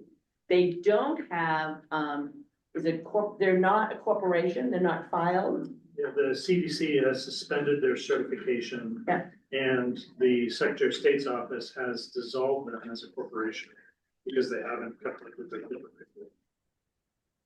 So I'm asking at this point that the council make a determination that the awarded funds be suspended until, at least the next meeting, where we can discuss it, but I'm looking for a recommendation at this point that we do not sign a contract with them and take it up at a later date when things are smoother. Well, that's consistent with our intent, I think, when we said it would go to certified sites. Certainly, probably having made the motion, certainly my intent was that the certification needed to remain in certification until the contract is signed. That not being the case, I move that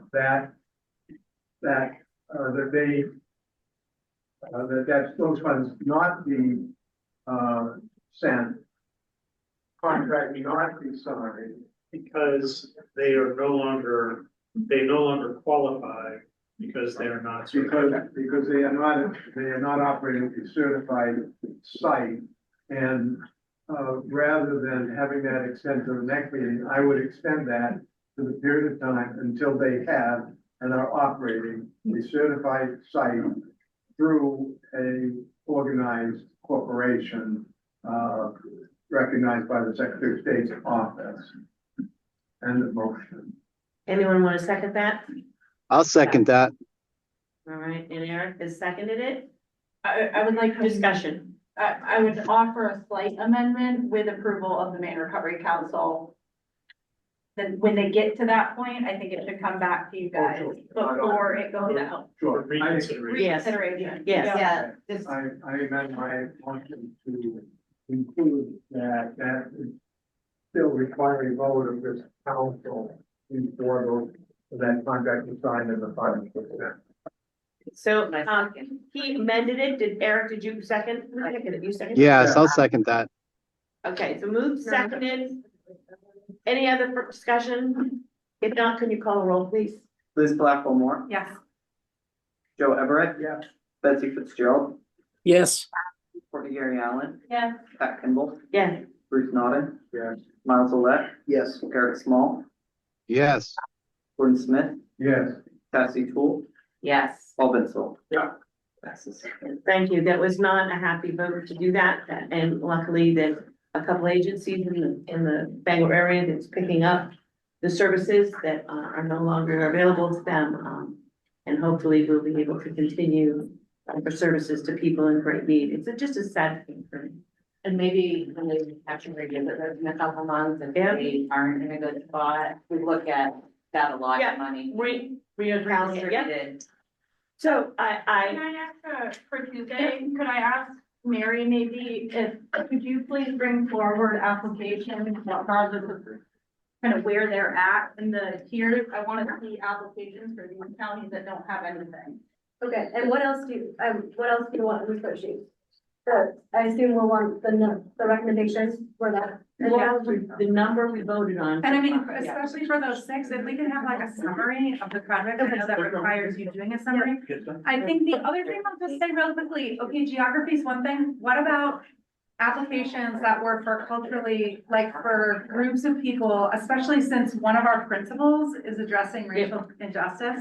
If there are any projects that were specifically, that were targeted, like were really focused on populations of color. Special Or population. LGBTQ, if we don't Really good unhoused, we application. don't have any of those up here, and we didn't, and I just think we said that we were gonna do that, and I realized that some of them, if we're gonna do geography changes of tiers, then I feel like we should be doing priority populations.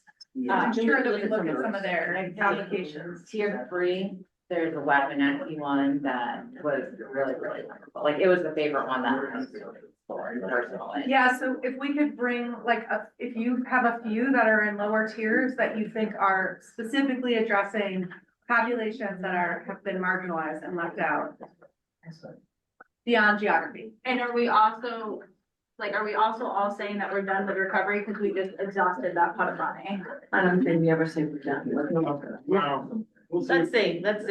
there. See how things go Tuesday.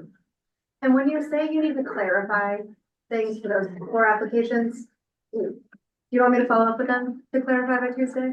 And if so, Yeah. for specifics. So if you have a specific question on any of those ones, if you remember, we've gone through a lot, please get them to Mary. Mary will reach out and Mary will ask questions. So if you can think of what they are, email her. Well, in some ways, it's like, can we, Mary? Mary, you're not gonna sleep tomorrow. I just thought at least We could see It's not like, can we see them? Because I was just reading Trouble Streets and I would love to hear from them. Like, I Okay, so don't we could get you understand what they're copies of those three. gonna do. Yeah, I think that would be great. We could see the Get the copies. copies of the three. Can we just get copies? Because I feel like asking them questions Yeah. is really weird Okay. about Right, not I think asking. we just have to read them. All right, I'll send them. Yeah. so That's a good idea. We Figure it just- out. Okay, so Mary will get copies to everyone and then we'll move forward from there. I really appreciate the patience of everyone in this room for the thoughtfulness and the kindness and the passion to move this forward. Again, we always seem to be flying up here. but we did it. Thank you all very much. The meeting is adjourned. See you all on Zoom on Tuesday. Then you thought you were finished, but you're not.